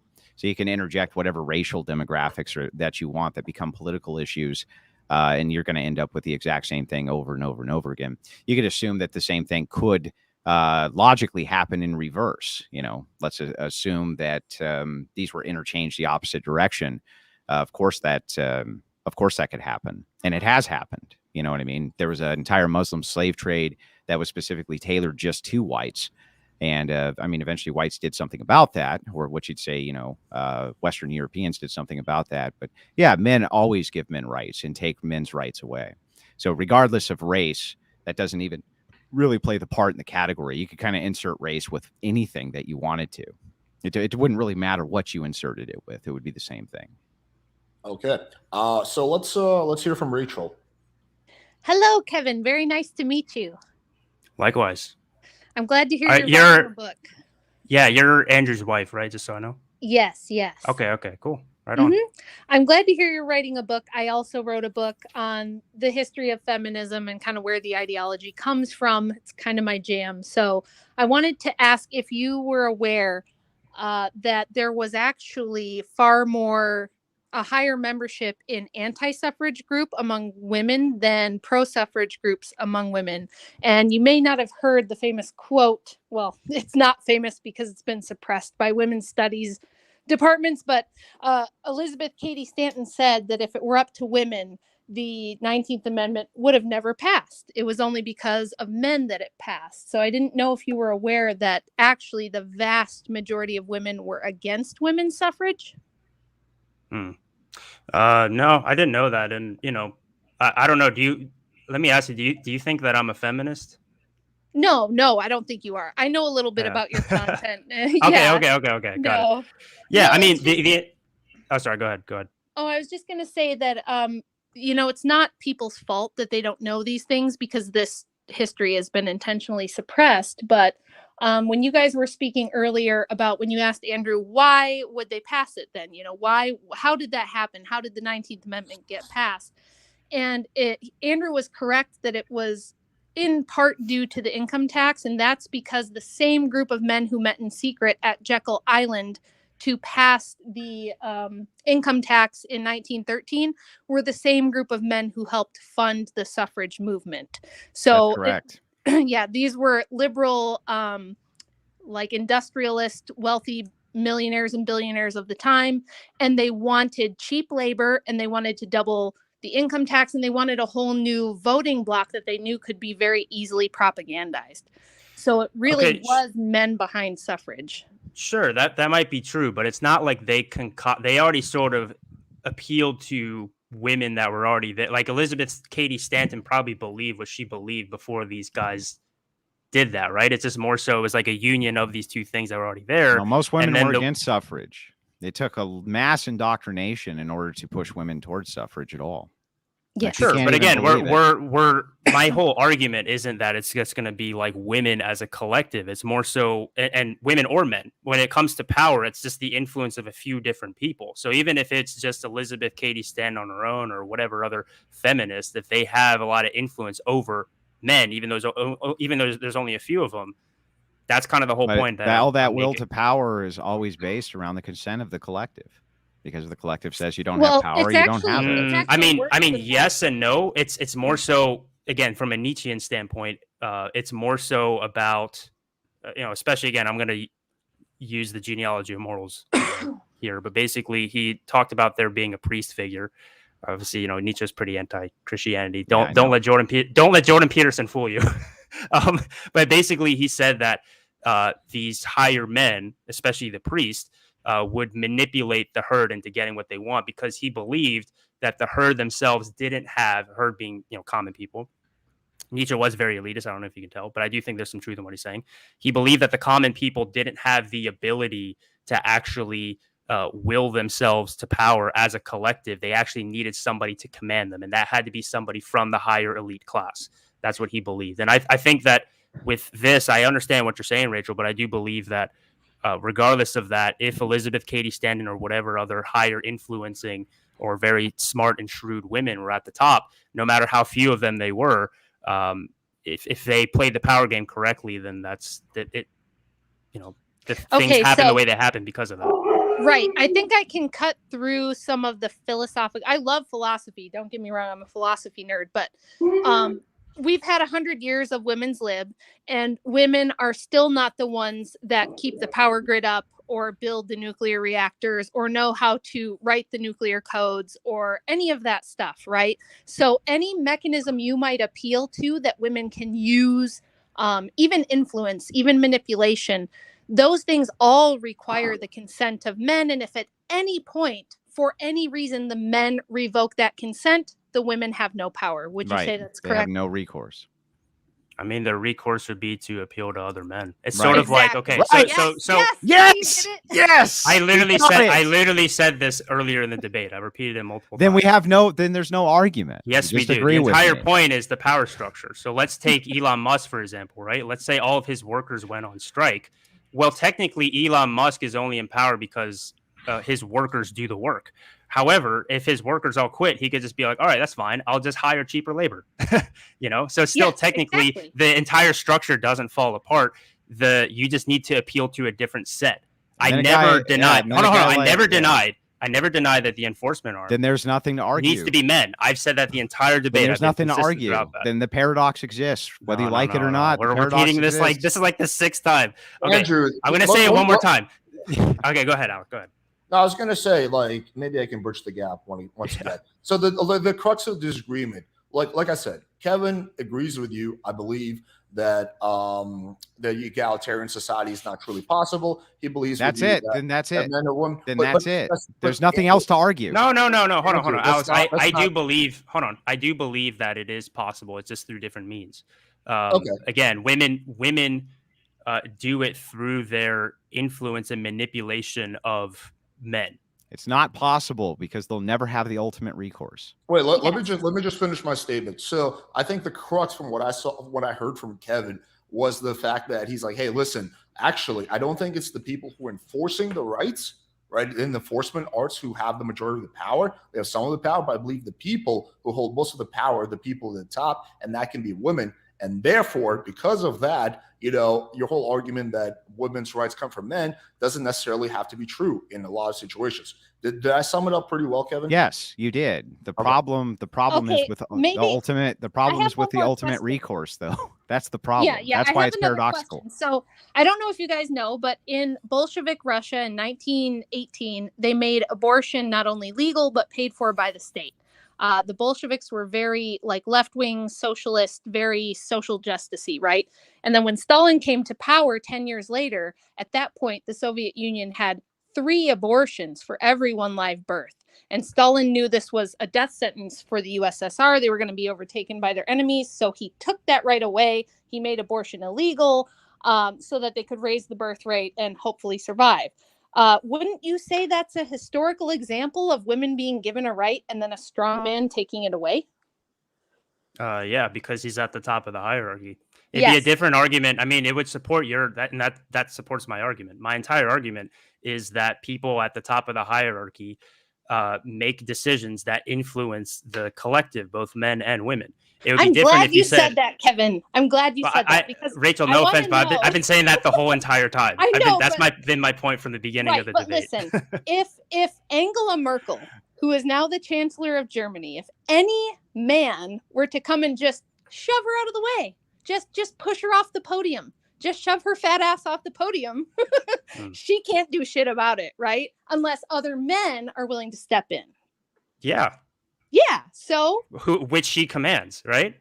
That's she the entire commands- point that I'm saying. I mean, you could Well- easily supplant. Hold on. You could easily supplant Angela Merkel with let's Wait, say yeah, Napoleon she's again. not the Historically, he's chancellor. not actually. Wait, guys, she's not the Chancellor of Germany right now. It's some Olaf dude. Oh, is it? Oh, Oh, it doesn't. It I doesn't haven't matter. I mean, seen the it. whole. Yeah, it doesn't matter. Just want to clarify. It doesn't matter. My entire few more point is years like, ago. okay, well, Alex, fact check.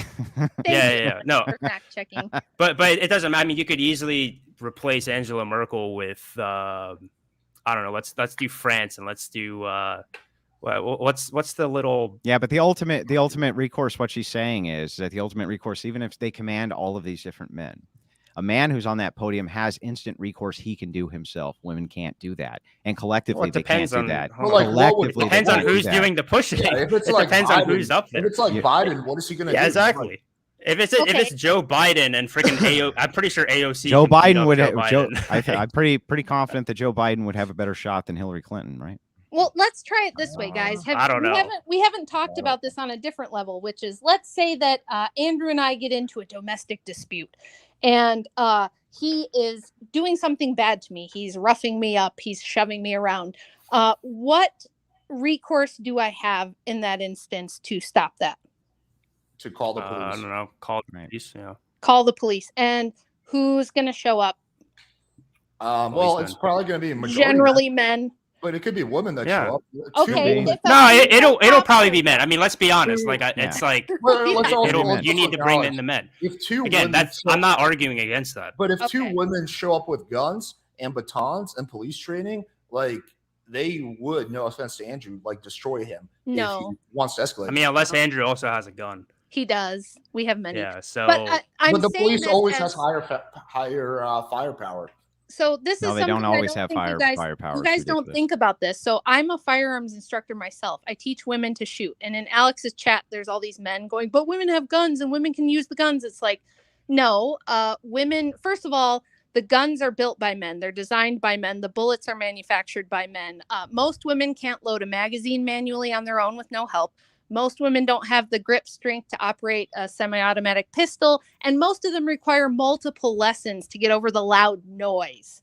So if you guys are under this illusion that But none of somehow that guns are going applies to to enable female women to police take over, that's officers. just wrong. We agree with you on this point, Rachel, but none of that applies to female police officers. They Yeah. clearly can shoot a It gun. does. Yeah, Have well, you it seen does all the because videos of- they're hang on. Female police officers are far more likely to be overpowered by suspect than male Oh, police yeah. officers, I and it agree, yeah. happens No, this way is more true. consistently. By the way, in that way, in fact, there's certain beats females aren't even allowed to take because No, the look, chances that they'll get overpowered are extremely high. So, like, there's no arguing this. What Kevin's overarching point is, he's like, what he's saying is true. It just, again, doesn't really answer but- to the paradox. and so he's that's saying, the he's like, only other you thing can I wanna influence say. power as a woman. Yes. And through that influence, you can direct men to do X, Y, Z. So the woman holds the power. It's like, that's true. But to a if point. if It's the only true to people, a but point. if the Yeah. men say collectively no, then Then he's that's then it. they're fucked. Then they're Yeah. fucked. Women have no recourse to go to other women to do anything about that. Right. I They can think- only appeal to the men. And so Yeah, ultimately I- men are the ones who hold the power and dominance in society and And- always will. And, So and they one more can't be time, egalitarianism. just one more time, my simple sort of rebuttal to, I guess I just want to repeat it again, Mhm. is that yeah, basically just doesn't like really matter. It's like, okay, whoever's at the top of the hierarchy, that's what matters at the end of the Well, day. then Yeah, let me ask you. but Let me just wait, ask you wait, this. Hang on, Andrew, hang on. just I let got me- one question. One question. Just one. Hang on. I'm Just want to turning it ask you off. this. Do you think that we will ever have an egalitarian society, Kevin? True egalitarianism between men and women? No, I want to give you a really technical answer, but it's truly what I believe. There's never going to like power is like a scale, right? There's never going to be true equilibrium. So it's possible it could tip to the feminine side a little bit more than masculine side. In my opinion, that's actually what, and this is actually a common red pill belief, and I actually agree with this, that it actually is tipped way more toward the feminine right now than the masculine, right? So I think women have, more rights and freedoms now in general than men do in the West. But it Yeah, could I would easily agree. tip back one day. Yeah. Yeah, I would agree with that. And the only other thing I wanted to say is that influence is not something we can just dismiss and throw out. You're right about that.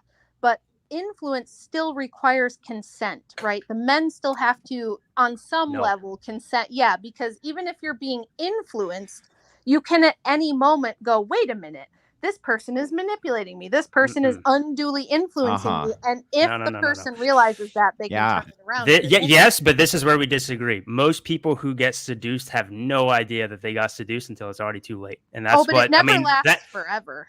Sure, but I mean, you look at the manosphere itself. What do you think the manosphere is? It's a bunch of guys who got manipulated and deceived by women because women's power is within this domain. A lot of times, at least among common men, most men, that is something that women are better at than men. I think that's probably where the big disagreement is that I think, and please correct me if I'm wrong, Andrew, I'm not trying to strawman you, but it seems like you have, you seem to think that being influenced is more of a choice, and I think it's less of a choice. And I think that's sort of no. In fact, I would agree that, like with advertisers, especially in the 20th century, that you're being influenced all the time subconsciously, and you don't even know that you're being influenced subconsciously. So no, that wouldn't be a choice. None of that, though, contends with the paradox, which is my point over and over and over again.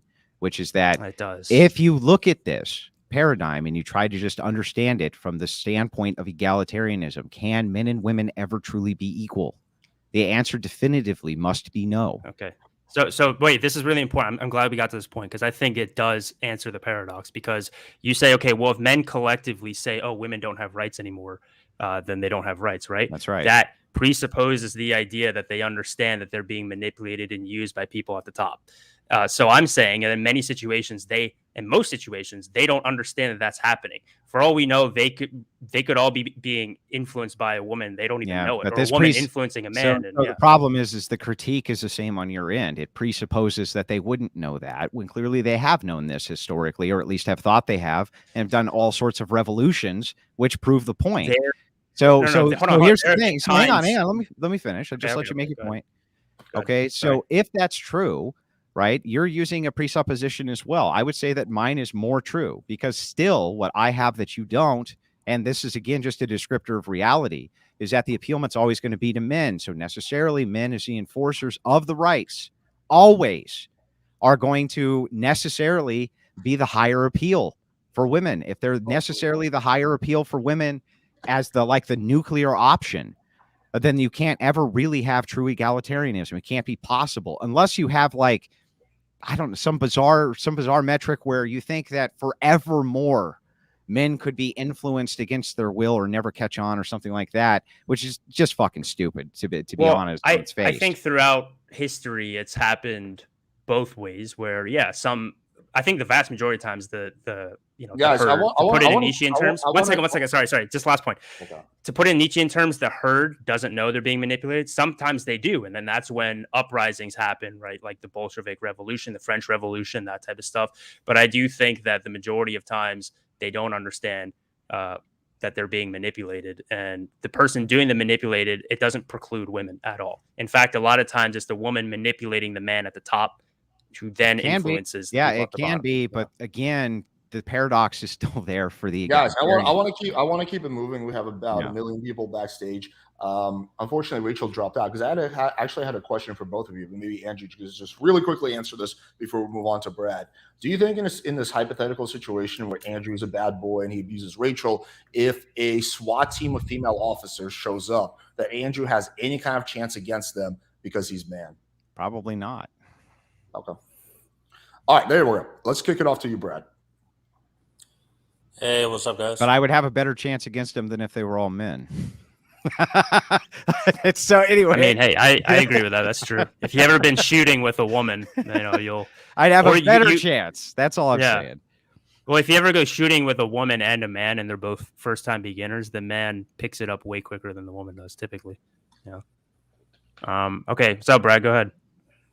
Yeah, I only caught bits and pieces of the debate, but but Kevin, it's good to see you again, man. I was actually missing you on these streams. Thanks, man. Yeah, I had a surprising amount of people email me saying where'd you go? So it's nice to feel missed, I guess. But yeah, I'll be posting on YouTube again soon, just less often, more like video essays and that type of stuff. And I'm always down to do debates and stuff like this. I love doing this stuff. So. Yeah. I warmed up to you a lot. I like you, man. You're always very kind and respectful and good faith. So I respect that. And two videos you made that I really like is the red pill they sold you is a lie. I liked how you talked about that, about how your environment, your government, your system, affects your life a lot. Mm-hmm. And the other one where you showed how a boy would grow up differently if he was with a single mom versus a single dad that have different mentalities. Mm-hmm. I really like those ones. So. Appreciate it, man. Thank you. I just wanted to bring up a point. I heard something mentioned in the debate about Christianity spreading by force. I won't deny Christianity spread by force, but what people never really talk about is every major philosophy or religion has spread by force, but they like to single out Christianity. My at least the position I took is that it's not spread by force. I mean, it's spread by force in a different way, not physical force.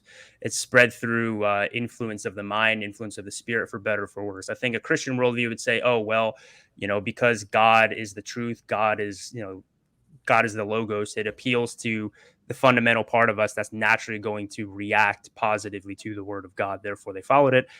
For me, I don't really know if I believe in that. I think more so it appeals to certain archetypes in our mind that are very attractive and very seductive, and therefore people follow it. Because, say what you want about the Christian Bible, it's very deep philosophically and psychologically. And I think it puts things in a story format that's easy for people to understand these concepts, which they sort of inherently know to be true. Does that necessarily mean that God is the Christian God is real? I wouldn't make that leap, but that's a whole different thing. Yeah. So the distinction there, Brad, is that I think me and Kevin kind of largely agree that Christianity wasn't spread through the sword, though there was instances where it was, kind of to your point. The distinction that him and I would have is that he believes that simply giving the power and influence at the top, converting them to Christianity, was enough. And then that necessarily creates a tendril effect, and that's not true. My position instead is the differential is that the enforcing Christian morality, that's what is necessary for the Christian ethics and morals to actually succeed. And that's what we've seen historically. So it always comes down to force and power of enforcement. And this is kind of a fundamental baseline for existence itself, is that everything comes down to who the fuck can enforce it. At least as kind of an ultimate. Now, Christianity, of course, preaches restraint against that, and we don't consider that to be moral. But whether it's moral or not, it seems to be that there is a truth to the fact that whether you're a moral or immoral person, you can be forced, regardless of that, to whatever the aims and machinations of others are, as long as they have control of the arm of men. Yeah, I believe it was spread both ways by the sword to an extent. But I was not saying that in any kind of anti-Christian way. I was simply making the point that people love to single out Christianity, act as if Christianity was spread by the sword, but every other major philosophy or religion was spread just by, billboards and pamphlets and things like this. And it's ridiculous. And I can actually tell you. Oh, sorry. Go ahead. Sorry. No, I can actually tell you in Scandinavia, a lot of people think of Scandinavia as this like progressive paradise and it's so tolerant and it's so blah, blah, blah, blah, blah. But there's actually a lot of Muslim refugees from countries like Syria that go to Scandinavia.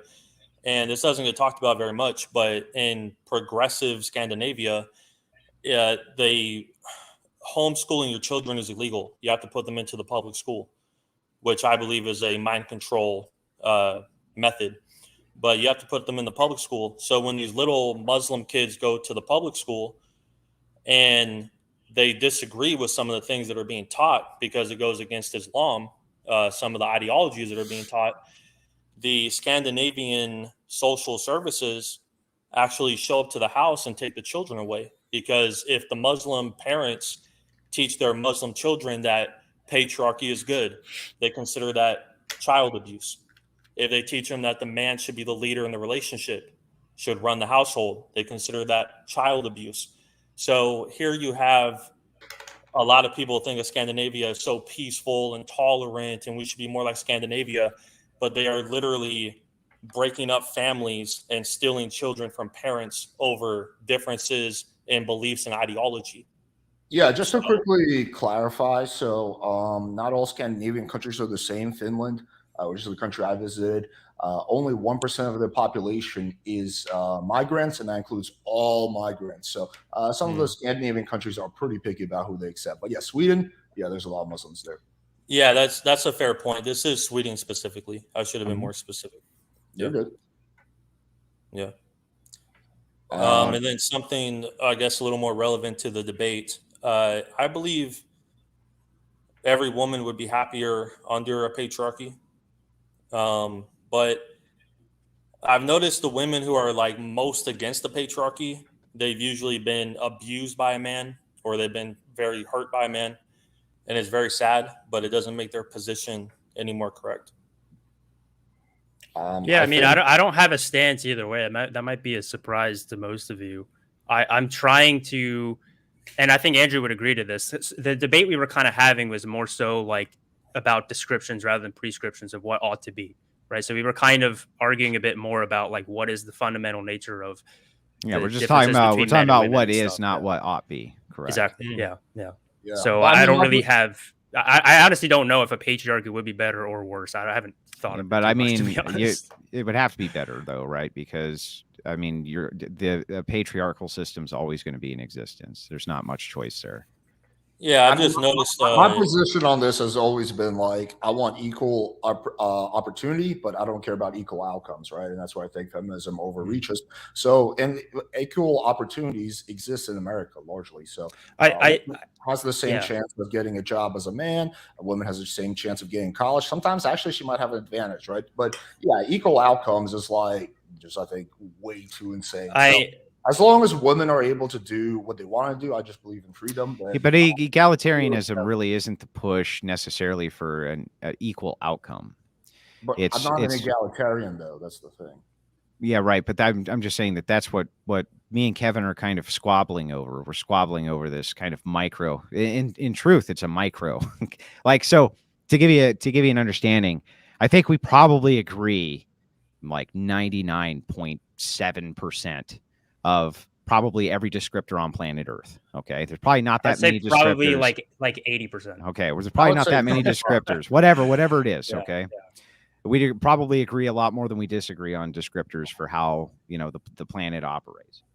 But what we're really arguing here is kind of this fundamental idea as to whether or not egalitarianism itself operates within a paradox. And so his kind of grounding argument for this is like, no, power comes from the top down, and it doesn't matter who's at the top.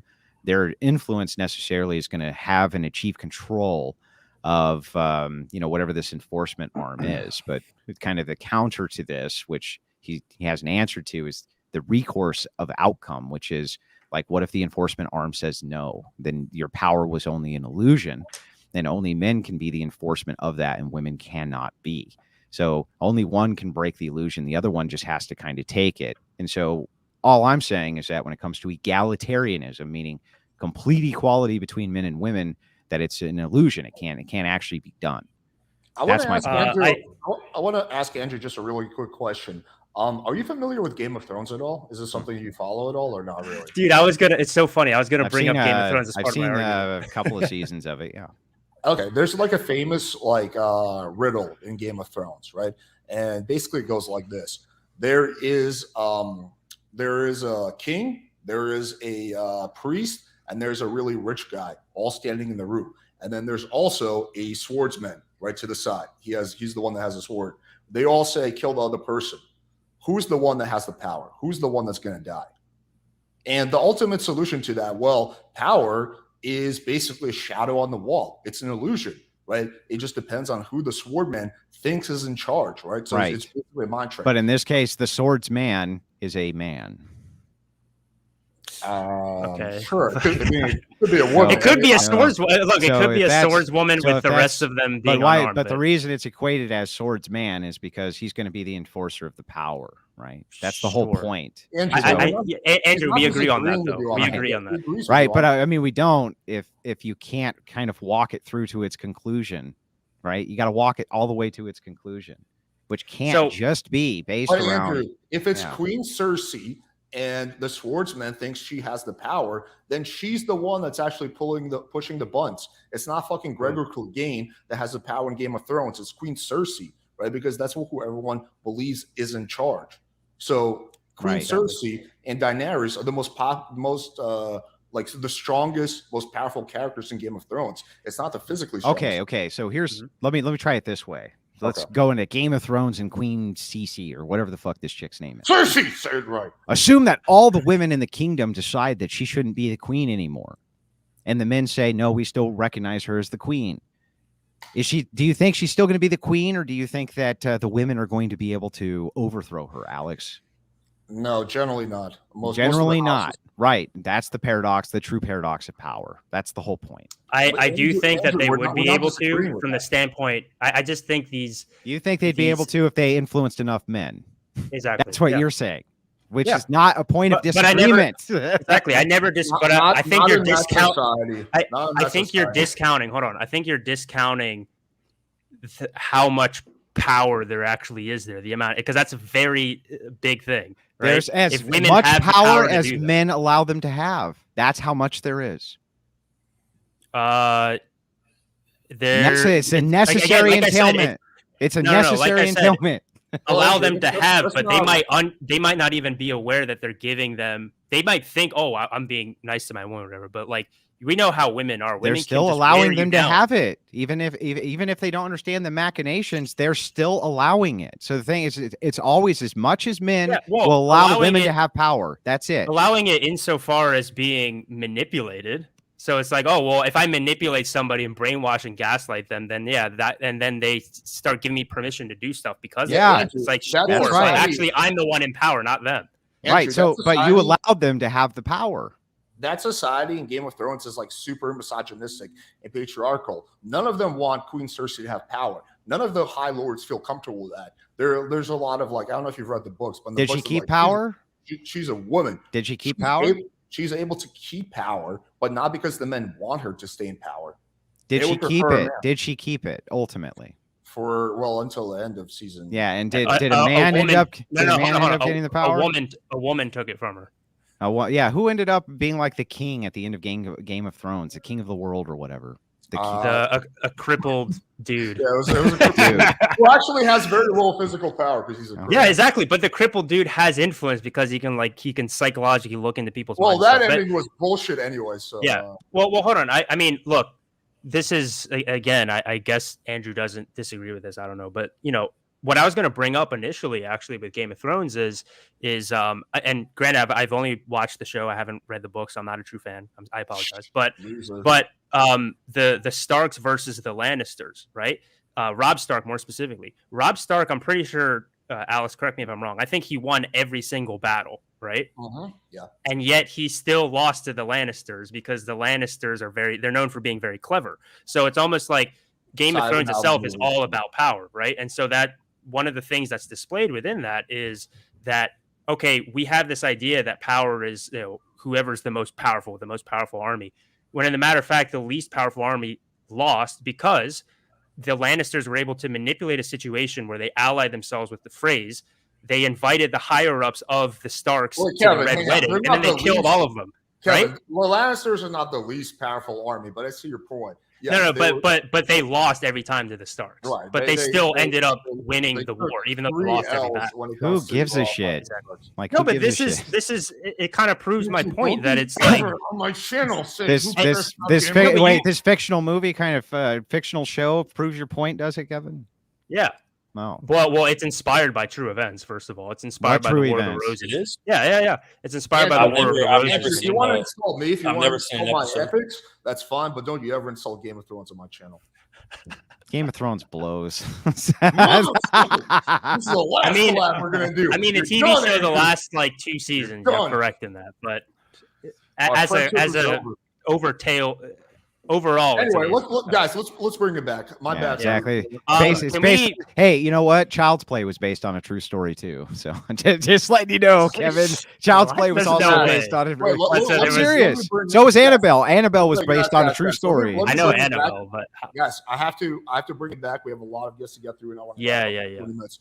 Brad, do you have any other last points you want to make before we move on? Yeah, my last point would just be, like I said, I've noticed a trend where usually if a woman has had all good experiences with men or mostly good experiences and she loves her father and close to her father and she hasn't been abused and she's had that romance and affection, usually she doesn't really have any issue with like being submissive or the patriarchy or anything like that. But usually if a woman's been very abused or had bad experiences, usually she goes hardcore into the feminism and usually is not very happy. So that's sad. But yeah, that's what it is. So anyway, good debate, guys, and thanks, have a good night.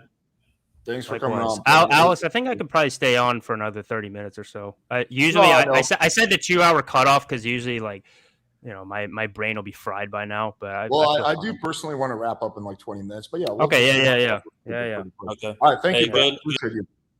All right. So next person I got is Fury Notes. By the way, Brad, I didn't mean to cut off all you were saying.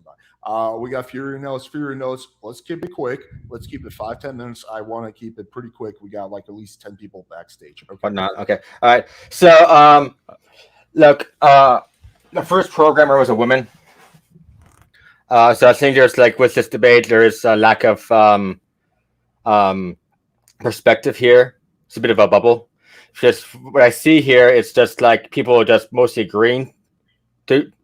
So mostly because I was thinking before the debate, oh, wait a minute, wouldn't they agree with each other? I mean, they both hate John Anthony, so it's not much to go on. Wait. So, all right. So, where did that come from? Hey, it's relevant. But my point is, I don't hate John Anthony. I just think he's a very underdeveloped person, and he's, I mean, a degenerate trans humping piece of shit. He's a degenerate trans humping piece of shit. Can we not get into John Anthony on my channel? Right. I don't want to. I'm sorry that Andrew got to debate him before you, Kevin. Well, but okay, John Anthony's scared of me. But anyway, dude, just yeah, it seems so. All right, so look, I mean, you said you always want your debates, right, Kevin? So I noticed that when we debated, you really tried hard to strong arm me, and I mean, I did hold back quite a bit, and I wonder what your thoughts are on that. If you do remember, you destroyed me so hard intellectually that I just couldn't handle it. And I'm still in denial to this day. I find it hard to believe though, because it seems like you're just mocking me, you're giving me that. But it does seem like he's just mocking you. I agree. It does look like that, but it does seem like the problem is it is true, unfortunately. I won every debate. He's mocking you, by the way. So I mean, I won every debate except for you, Fury Notes. You destroyed me so hard, and so I wonder why I somehow won despite handicapping myself, saying less stuff than you, and you strong arming me and trying to change the subject because what the debate was supposed to be. Your IQ is at least 50 points higher than mine. That's why.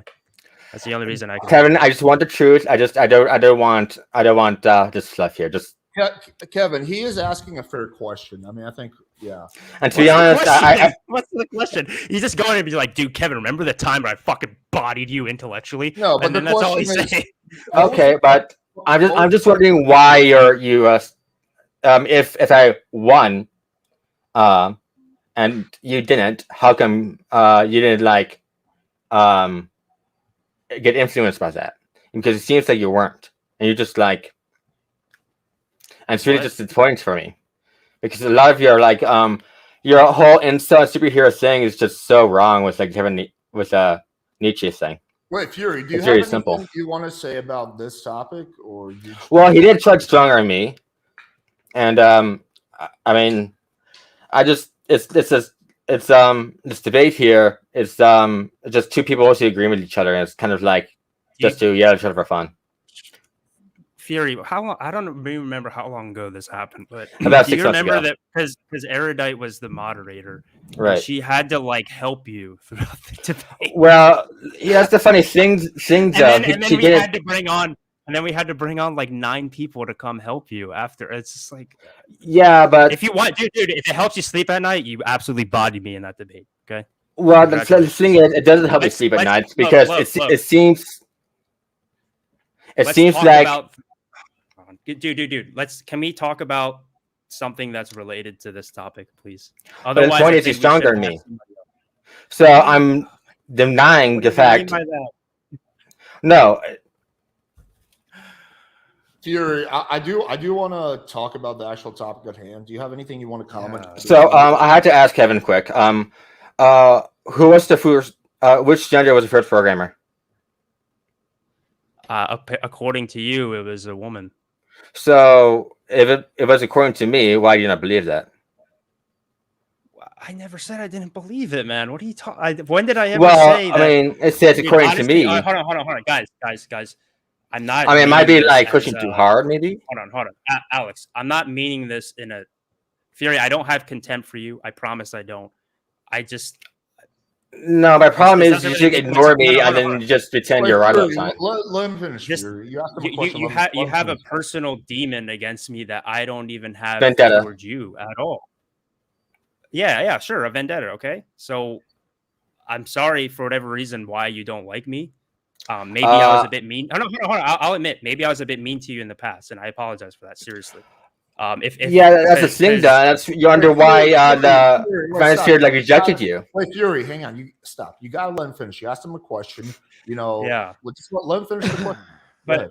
But look, Fury, this isn't the time to do this. Like we want to have people come on. It's and never have a good time. discussion about this thing. It's never a good time. Okay. Fury, it's never always never a good time. Fury, I wish you the best. Is this going to be like personal squabbles? Yeah, Fury, I don't even know. Hit him up on I don't know, privately. Look, I want to redo the debate again, please. Please don't. Please, what? About what? About what? I want to redo that debate again, please, because that's not. I mean, otherwise, I would have to break it down and then show it off to everybody else. No, that's. I'm sorry, man. Don't take this the wrong way. That's not worth my time. I just don't want to do that. That's not worth your time. No. I mean, it's too bad you misunderstand Mr. Nietzsche when it comes to superheroes, so in just anything regarding that, because it's weird to me that you say anime is better than superheroes, which really means it's the same. Okay, guys, I'm not gonna get into superhero shit. Thank you, Fury. We'll see you next time, buddy. Thanks for coming on. I just don't care about the superhero crap at all. Yeah, I just. It seems like he's pissed at you, man. I don't know why. I didn't. Yeah, well, I'll tell you what. I do want to say. I didn't watch that. Second. I do want to say what happened, but yeah, it's nothing really. I do want to say this. I mean, when I've been off of YouTube now for 2 months, and I've been mulling over this idea of contempt for a while, and I think a lot of times it's very fun when you do these debate formats to like dunk on people and to like flex your intellectual whatever. And I apologize to anybody who I made them feel insecure or stupid about themselves. That's not, maybe that was my intention at the time, but if it was, I apologize, because I just don't think that's a constructive thing. Why would you apologize to that? Why would you apologize for how they feel? Sure. But I would say, God, I'm going to bring up Nietzsche again. Okay, sorry to be cringe about it, but now you see why this society is a little bit more feminine. It's because of shit like that, Kevin. No. Hold on. So this is what I mean. Okay, so Nietzsche had this idea of three stages. There's empathy and there's caring about people. Yeah. No. I do think empathy is a little bit more of a feminine trait in general. I don't think that's necessarily a bad thing, but like I think it's more indifference, I would say. So when I was the second stage of the spirit, according to Nietzsche, is the lion, where you're constantly reacting to stuff and you form your opinions based off of negating other people's opinions. I think that was the state of mind that I had for most of my 20s. I'm almost 30 now, and my perspective has sort of changed, where I'm like, I'm going to react to people who I think are bad for the world, sure, but in general, I'm trying to be more when you have constructive kids, so don't worry about it. Okay. Hey, maybe that's it. I mean, I might have kids in the next few years. Maybe I'm becoming a little bit more fatherly and less like the bully older brother that just wants to beat you up, so Fury, I'm sorry. I wouldn't say I have nothing but love to you, but I don't have hate towards you. So I just want to let you know that. Okay, let's go next to Luke's, and then we'll do maybe one or two more people after that. Go ahead. Kevin, Andrew, nice to see y'all. Hi, Lou. How you doing? Talk to you, Kevin. Lou, the only reason I know Andrew is because of you. So, yep, you kind of made this debate happen in a way. Whoa! Okay, it was me that made it happen. It's not. Well, fair enough. You too. Go ahead. Okay, go ahead, Lou. Okay, so Alex brought up a really interesting riddle. I would like to bring up another really interesting riddle. The riddle of steel. So, both of y'all familiar with it?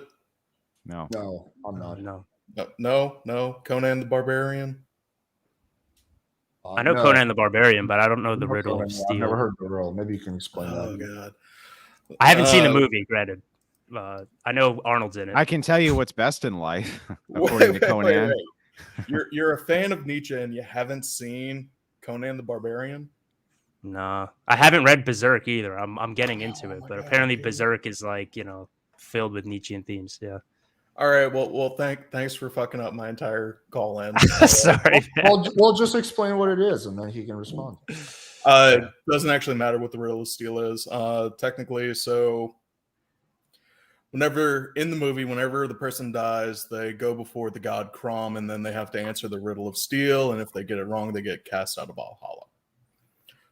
Doesn't matter. My entire point was, Kevin, when did you become Thulsa Doom? Thulsa Doom. Who's that? James Earl Jones and Conan the Barbarian. I'm sorry, man. When it comes to like He was the bad guy. Pop culture references, I'm pretty. When it comes to pop culture references, I'm pretty retarded. So I'm sorry. Okay, I'm sorry. My entire colon has been ruined. Right. It was like the whole hero's journey was that guy wanted power and influence and this and that, and a singular man brought his ass down, which has happened in the past in history as well. Well, not just that. It's that the will is the power in the allegory. Right. Well, I you know what? Thanks for bringing this up. I'm gonna look into it more. I mean, I love Arnold, so I don't know why I haven't watched it. Yeah, I know it's a just only watch the first one. Different. Only watch the first one. The only cool thing that happened the second one was Arnold Schwarzenegger knocks out a horse that's running with his bare hands. That's kind of cool. But other than that, worthless movie. I'll drop a couple of links in the Discord for you. Okay, sounds good. Okay, Thanks, cool. man. Look, is that all you had? Yeah. Sorry, I didn't know this thing. Yeah. Next time, I'll read up on it. I apologize. All right, thanks, buddy. We'll see you later. Thanks, Lou. Sorry. Let me bring on Juan. He's been waiting. Hello. Juan, speak now, forever hold your peace. 3. Oh, I was about to say you didn't have to bring me on. That's my bad, dude. You're good. So what's up? That's okay. I didn't have really anything. So yeah, you didn't have maybe just I was just bringing up the point of when you talked about the women's rights thing, where they didn't want the right to vote. Often it's left out that was because they would come with the draft, and that's the main reason why they didn't want the right to vote. So that's often left out. That's really, I didn't even have to come on for that. Yeah, because they don't fight wars because they can't, because they die quickly and get raped and every other horrible thing and demoralize all the men, and it's a bad idea. It's a bad idea to have a coexistent battlefield military. I would agree with, for the most part, on that. I mean, it's hard to argue against that, but I think that should be brought up whenever, because everyone was like, "Oh, they didn't even want the right to vote." I mean, you can't leave that part out, you know. It's like, well, that's just one. I think it's one part of many parts, but yeah, I agree with you that was definitely an anti-suffragette talking point for sure. Yeah. Wow. And they still didn't have to do the draft, did they? Fucking bastards. Yeah, they found out they adjusted it so they wouldn't. Yeah, still didn't even have to fucking do the draft because they're women. They can't go fight the war. It's ridiculous. You know what I mean? It's fucking ridiculous. But anyway, fair enough. Juan. I mean, maybe they can be drafted for to be paymasters. Like sure. Well, like the support staff. Like, okay, so when you go to war. Paymasters and cooks. Yeah. So, I mean, but when you go to war, the vast majority of people, even if they're like a soldier wearing fatigues and stuff, they're not actually seeing combat. They're doing other stuff behind the scenes, which is still very important. In modernity, this is true. I agree. Yeah, I was gonna. But even back in the day, it was the rigorism of the military lifestyle is not something that women adapt to easily when they're in the field. I mean, just try to imagine that you're in a trench, fighting against a male army, and then you have 100 women whose periods are all synced up in the trenches with you. That doesn't sound like a lot of fun, does it? Doesn't sound like it would be. That doesn't sound like the kind of army that I want in the trench with me, Kevin. Hey, I never said either which way about it. I'm indifferent. I haven't even thought about it, to be honest. Yes, we got to drop ammunition and tampons immediately, ladies. We got to drop ammunition and tampons. Yeah, so I want to move it forward. You have anything else you want to say, Juan? No, that was just the point. Also, like a lot of the war also done by like drones and shit. Like women can definitely handle shit like that, you know. Yeah, I mean, again, Well, that's not no, the main listen, point of my argument, modern warfare, no matter what, you're always going to come down eventually to infantry, no matter what. It's like two professional militaries now who went to war, two nations who went to war. The destructive power is such that they would blow up so much so quickly that you would still end up with a bunch of infantry kind of micro battles all over the place. I mean, because the overwhelming amount of force, like you can't even imagine what just a regular battleship can do. A regular battleship can just lay waste to an entire coastline of a nation. One battleship. It's like the destructive power of warfare now is incredible. And we've never really seen it unleashed, and I don't want to see it unleashed, to be honest. Well, I mean, the Americans did it. The military is utilizing AI more and more to basically have the machines do it. There's also they're testing machines who are literally going to be soldiers, which are basically unkillable by regular bullets. So I agree with you at this point in time. You're right, but it's kind of transitioning to more and more hands-on.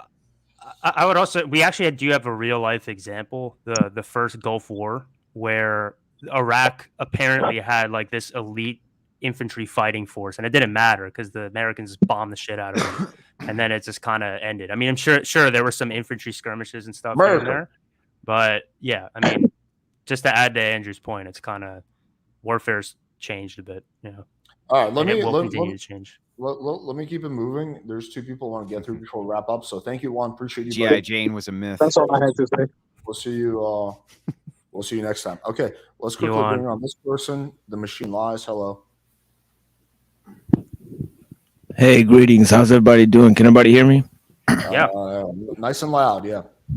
Oh, thank you. I'm sorry. I got this kind of $20 microphone here, but okay, I'll manually adjust your microphone. So, yeah. Thank you. If the showrunners could just adjust my microphone, that would be perfect. I already took care of it. So what's up, man? What do you want to discuss?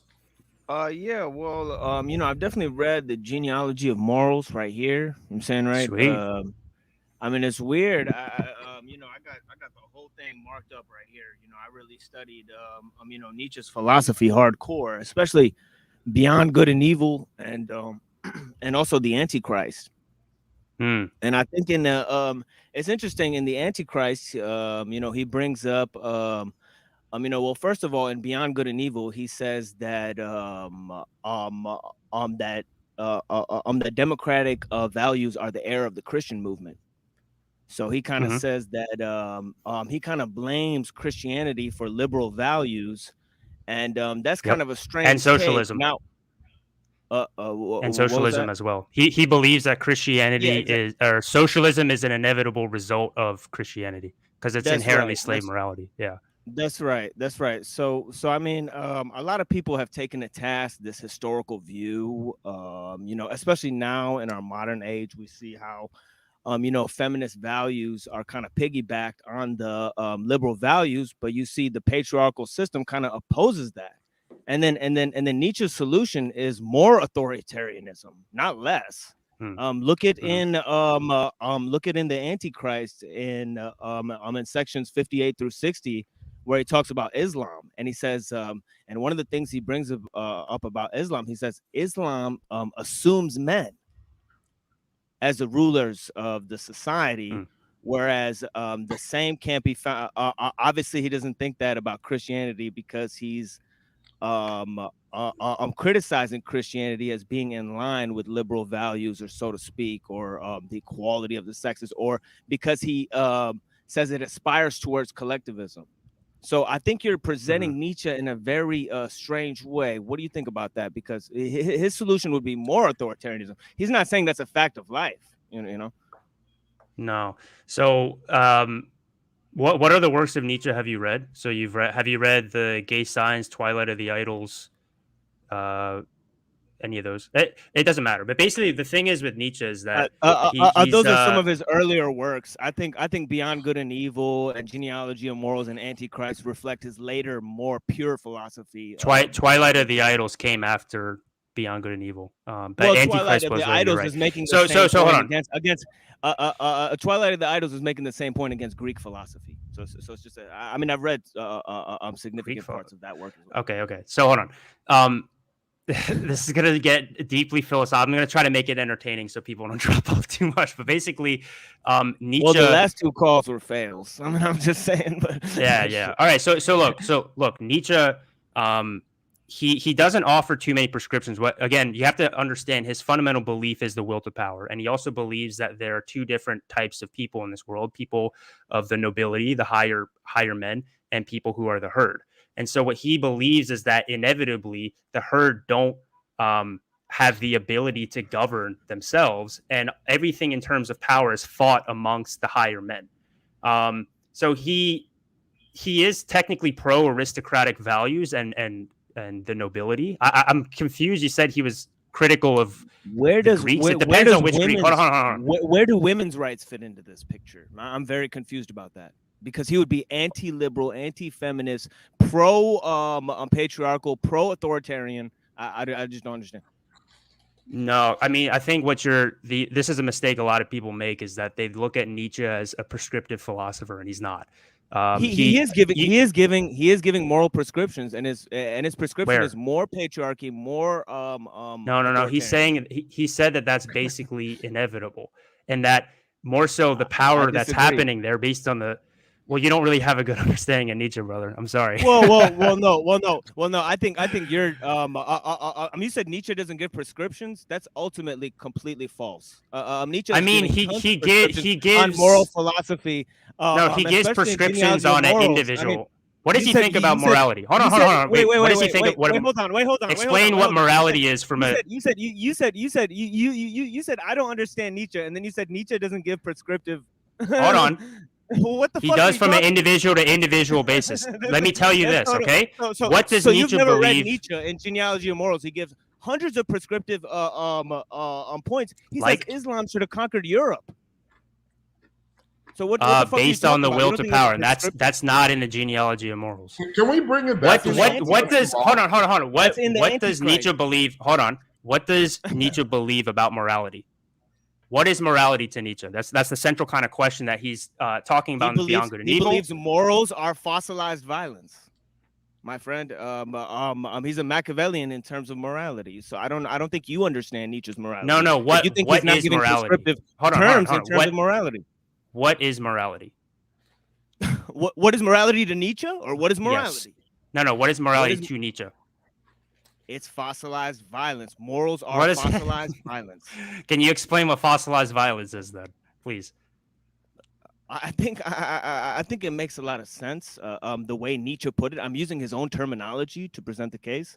So if you've never heard that terminology, before, please. I'm surprised. But he believes he said a bunch of different stuff, so you can explain it, right? You can explain what fossilized that's what the fuck I'm doing. Violence you keep cutting me off. Yes. I'm explaining it in Nietzsche's own terms, and you're saying that you've never heard of these terms. Once you explain the term, you have to explain what the term is. And then you're telling me that I don't understand Nietzsche. I mean, that's fucking amazing. You don't. What the because fuck you can't explain what morality is to Nietzsche. Why So are we you're not letting me explain it. What does fossilized violence mean? You're critiquing the terms when I'm using Nietzsche's own terms.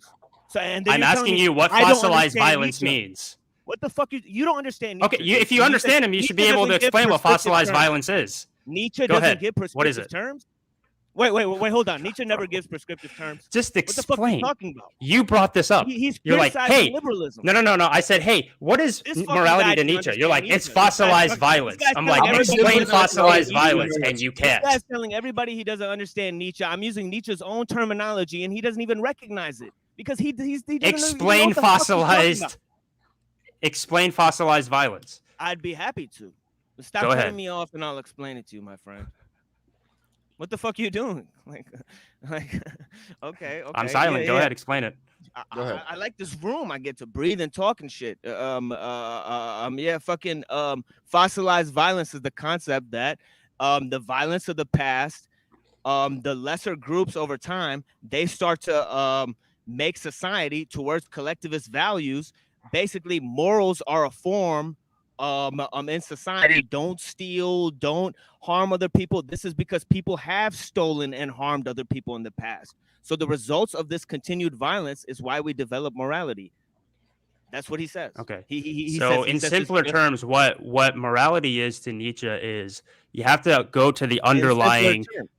Hold on. You have to go to the underlying metaphysic or lack thereof of Nietzschean philosophy, which is the will to power. So each and every one of us have something that we're trying to will, sometimes in a collective effort or an individual effort. And when you're not able to express that will correctly or the way in which you want to express it, then you end up developing morals as a cope for that. So the aristocracy originally, he makes a distinction between good and bad, good and evil in the genealogy of morals. So good and bad is saying is this what is a the good nobles. thing? He's No. saying you're saying this process is inevitable, but is he saying this process is a good thing? And doesn't he give No. prescriptive remedies against this process? He doesn't say that process is a good thing. He tries to look at it purely from a descriptive lens. Now, what happens? No. And He also looked at it from a prescriptive lens. Okay, can you explain the prescriptive lens, please? All right, wait, guys. I'm going to The mute both. authoritarian. This is turning into a niche debate. Wait, hang on. Yeah. I don't care. It's completely irrelevant. I let it go for about 10 minutes, but I do want to keep it moving. So why don't you guys just exchange contacts? You guys can set up a debate and talk about this for hours. I think that's much better than trying to do it on here with the topics totally different. So I'm going to meet both of you. But yeah, you guys can exchange contacts. You guys can set it up.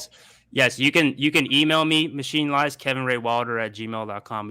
I'm happy to have a full discussion about this because this is the type of stuff that I love. So yeah, no worries. Yeah. I'll try to get in contact with you. Yeah. Have a blessed Remember, kevinraywilder@gmail.com. Just put your username in the title. Yeah, my thing is the machinelies0@gmail. So yeah. Okay. Yeah, Sounds you'd be good. happy. Yeah, no worries. All right, I'm glad to have a fellow reader of Nietzsche, even though we disagree. Appreciate you. Thanks, buddy. All right, I want to do one last person who's been waiting. I told him 5 minutes maximum. So 5 minutes, Mr. Watcher, and then we got to wrap up. All right. Hey, can you guys hear me? Yeah, we can hear you. All right. So I've been taking notes on this. This one's pretty interesting. So I think, so both of you agree that men are the enforcer warrior class, right? Like the warrior class, the enforcer, right? Yeah. Because that's what you all both agree. Yeah, we both. It's basically consisted almost entirely of men. Okay. So it's a matter of like the manipulation of the men is the issue here is what I'm seeing, right? Because like you were saying to Andrew that like it's the fact that men are being manipulated, right? And the person in power at the top of the hierarchy is going to be the ultimate authority on who is, manipulating these men, right? That's your stance. It's the you could maybe manipulate is a little bit of it's kind of a normatively loaded term. It's basically because honestly, like you hear manipulate, you can't help it put a negative value. I think he understands though, Kevin. Is like manipulate, coerce, maybe influence, kind of I think influence, all maybe. kinds of different things. Yeah. Because they can influence those people either positively or negatively. Sometimes it can be in the form of manipulation. Sometimes it could be rooted in truth. Yeah. No. Okay. I understand. So, and the thing is, so it's basically just it's the ability that the men are just being manipulated. Then, so with Andrew's point, he basically said that like it's the overall entity of the warrior class to not decide to be manipulated, right? Because because if you understand female nature, right, and that's why I agree with you that also, I'm sorry to get like sidetracked, but it's the matter of the time, right? So I would agree with you in modern day time where society is a gynocentric feminist hellscape and men are basically women worshipers, right? And I would agree with you right now, it's women are socially superior and gaslighting and manipulating men and coercing them. And, because men don't have many options. But in Andrew's case, in the the biblical times, men had that knowledge to not be manipulated by women. Well, even now, though, right? You would have to say that it's men who are allowing this to happen. The gynocentric society that women can't really enforce that external to men. So that's the whole problem. Like it's so funny to me this whole time. Like kind of Kevin's saying the whole red pill manosphere is trying to convince men that they don't have to be manipulated, that they don't have to be part of the gynocentric society, that they don't have to be a part of any of this, that anytime they want, they can put their foot down and women, the bitches basically have to behave, right? That bitch now has to behave because you know what she's up to. And it's like, that is uniquely only something that men can do as far as enforcement goes, where it's like, okay, absent manipulation, go ahead and enforce your rights. They can't. Only men can. Then again, you just kind of get back to this paradox over and over again.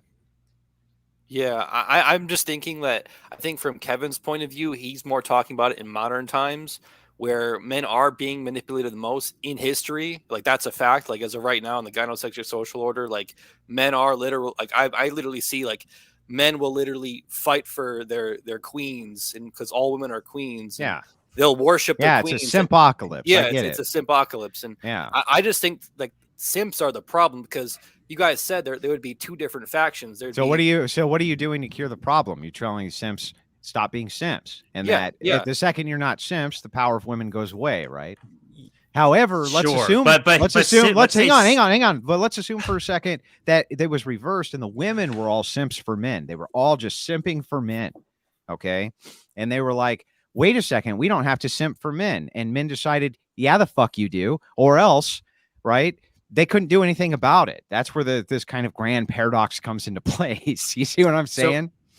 So the thing is that, you know, simpery, for lack of a better term, is inevitable. It's always going to be there. It's even among some of the best of us, but especially amongst like technically the lowest quality guys of us. And so that's always going to be the majority of men. Compared to the minority of men who aren't going to be simps. And I think women inherently understand this, and they will manipulate that to get what they want, for better or for worse. You know, again, it's sometimes it's a willing manipulation or willing influence. A lot of times the guys know what is going on and they still go with it anyway because they don't want to lose it or whatever. Sometimes they have no idea, you know. To watch or to address your point directly. Yeah, but this all relies on the consent of men, regardless. Yeah, of understanding female nature. Being manipulated. But again, like we talked about earlier in the debate, the consent of men sort of presupposes that they consciously know what's going on. A successful seduction. Presuppose that. Hold on. A successful seduction is when the target had no idea that they got seduced. That's not the presupposition. So I disagree with what you're saying it presupposes. So I think you're just straw manning me again and then arguing against your straw man again. No. That's not a presupposition that says all men at all times must know that there are women who are manipulating them. That's not what the presupposition would be. The presupposition just presupposes that men are physically much stronger, much more dominant. And so therefore, it's impossible as the enforcement arm of society, if they collectively, even in small groups, say, no, women, you have no more influence. No. They're fucked. Women are fucked. They don't have a choice, man. Can I ask you what you just presupposed something very vital there, which is at the crux of our disagreement. But do you know what that is? From your perspective, you would say presuppose that they said whatever your influence is, you no longer have, which has historically happened. No. I'm sorry. No, the presupposition there is that strength is the number one key determiner of force, and that's the fundamental disagreement that we have. Even though it's the thing that enforces the influence at the top is what matters. I think it's only one arm of what force is. So what you're doing is a bifurcation. You're saying it must be an either or. I'm not saying it's bifurcated. I'm saying that there's many different ways of which you can exercise force. I'm just saying that as an ultimate nuclear option, which would be physical force, nuclear option. That's the option men have that women do not. Which is why egalitarianism in and of itself isn't an actual possibility. True equality is not possible. It's not a position. You said earlier, the true equality, you just said almost verbatim, the true equality is not possible because men are the ones that are enforcing it, right? Because they're physically bigger and stronger. You literally said that, right? Yes. Right?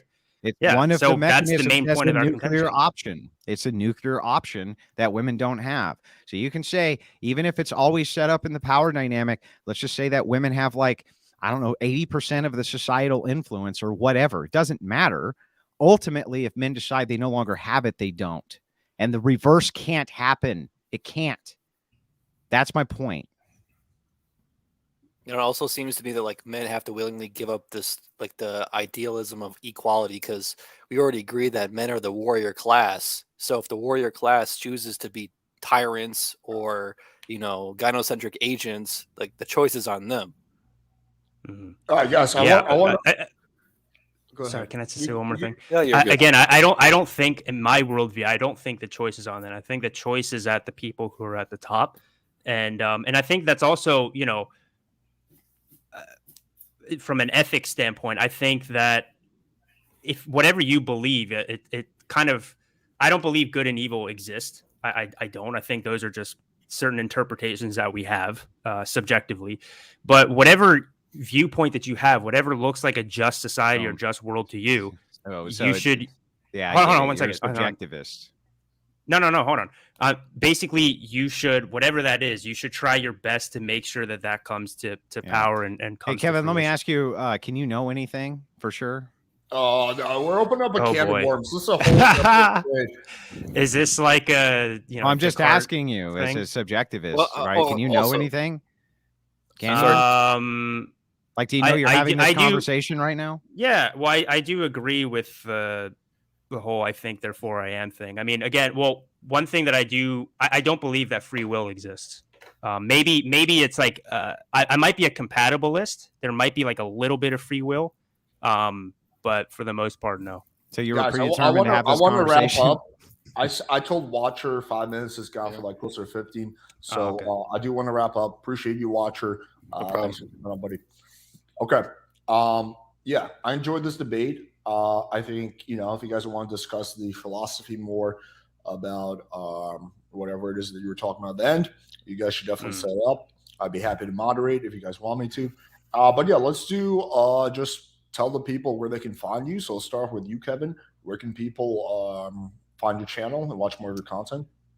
Yeah, Kevin Ray Wilder on YouTube. I made a second channel recently that's supposed to be all like video essays. I decided to actually do it on my main channel. I'm going to create a second channel soon, which is all just about like fitness, traveling, and just whatever I kind of feel like. I think a lot of people like to, I'm kind of a perfectionist, which is you know, for better or for worse, I am. So like, I want to make sure on my main channel they're all like highly produced, highly well thought out videos, and then the second channel is just going to be more kind of like random thoughts or whatever. And I'm still currently working on my book, and I will be for the foreseeable future. And you know, one of the critiques that a lot of Manosphere people had of me was just like, "Oh, you're so critical of Rolo. Why don't you write your own book?" And they actually have a point. So that's what I'm doing. You know? Can you quickly? I'm mainly going to do that. Can you very quickly explain what your book is about? Yeah, it's about masculinity, and I think that masculinity and femininity as concepts. And I think that a lot of the derision that we see in the modern day between men and women is actually a result of people not understanding these concepts and normatively loading it, saying like, oh, this is what a man should be, this is what a woman should be. They always, instead of actually trying to look at it as much as possible without projecting their own values on it. So I kind of try to build a foundation from there. And then after that, how you should conduct your life based on your own personal values. And so, yeah, that's kind of the I want to try to create the book for posterity. I don't think I even mention any Manosphere guys or whatever in there. I want to make sure that it's something that, you know, people, let's say like, you know, 10 years from now could find value from, regardless of whether they know people in the Manosphere or not. And I think regardless of whether you're secular, religious, I think the ethic with which you conduct yourself throughout the world will probably be very similar. So I think everybody can probably find value from it. Yeah. And I'm going to try to make it, it's not going to be like, you don't need to be some philosophical nerd. Like I explain the content, the concepts very like plainly. Yeah. It's not like some philosophical treatise. Okay. Like that. Awesome. So let's go to Andrew. So Andrew, can you talk about where can people find your channel, support you and whatnot? Sure. Before I do, I just really briefly just wanted to ask one quick thing of Kevin. Kevin, do you think that women are females? Yeah, I guess. I mean, in my book, I actually agree with you that you said in another debate that the whole gender debate is just like fashion. It's like a fashion trend. Yeah. I totally agree. So I don't even mention gender, I think, once in my book, because I think a few decades from now, I think a few decades from now, people aren't even really going to be talking about it anymore. So, yeah. Okay. I was just curious. Anyway, so my name is Andrew Wilson. I am the host of the one and only Crucible, fastest growing debate channel on the internet. We'll be back on our main channel in 4 days. We had to wait for a couple of strikes to fall off due to a bunch of mass reporting bitches. But we'll be back on in 4 days, back to the main channel. I'm looking forward to that. You can find me there at The Crucible, or you can find me at The Crucible Limited, which is our backup channel. They're both monetized. We'd appreciate the support. Especially you can give the gift of a membership. We appreciate that as well. So that's all I had to say. I really would like to kind of extend to Kevin and to our gracious host, Alex, who I've done many collabs with at this point. Thank you for having me on your show, Alex. I always appreciate it. I actually have a bunch of people lined up for Alex as well. He doesn't know that yet, but he had been asking. And so we will deliver, of course, on that. And then Kevin, thank you for coming out and losing this debate. I couldn't have asked for a nicer opponent to have lost the debate to me. So anyway, have a great day, guys. I appreciate it. I'm still undefeated, except for the time that Fury Notes absolutely bodied me intellectually. It's so funny. Like in Andrew's mind, he's got like the angel and the devil, and he's like, he's like being really nice and gracious, and he's like, whoa, you're being too nice, Andrew. Throwing a dig in there, you motherfucker. Well, I was funny. Yeah, it was a little humor. A little humor is okay. No, I got you. Dude, it's like sports, man. It's like you. No, Andrew, I bring out certain sides when you're competing, and then when you're not, it's a little bit different, No, I got you, Andrew. I appreciate you coming on. We definitely always have good, whatever cross, fucking whatever you want to call them, debates or whatever. And yeah, I'm totally down for anyone that you have. Let me know. When are you and I gonna do that private debate training? What are you gonna? I reached out to Andrew and I was like, "Hey, I think there's something." I'm actually available now. I was on a trip, unfortunately, but I'm back, and so I'm pretty much available whenever, man. I'm up late. Are you still up until like 2? Oh yeah, dude. I've been a third shifter my whole life. That hasn't changed just because I'm streaming. So why don't we shoot for tonight, like 2:30, 3? Yeah, we'll do that. Sounds good, man. All right, and also you guys can find me. I'm doing a quick debate after show where I'll kind of break some of these concepts down. We'll go over things. So sweet. Okay, appreciate you all. Tomorrow we have a live stream on my channel. We're going to be doing some case studies. So we're going to take 3 people who used to have horrible texting, and we're going to show you how they transform their texting. So that could be interesting. So we're going to do a case study. What's his name? Stephus Cold has officially confirmed, so he's going to be coming on July 2nd. That's a pretty big one. I might be going on Jebediah. That should be a good one. We're still setting it up. So yeah, appreciate you all. Have a good night, guys. Take it easy. Take care. Good night, y'all.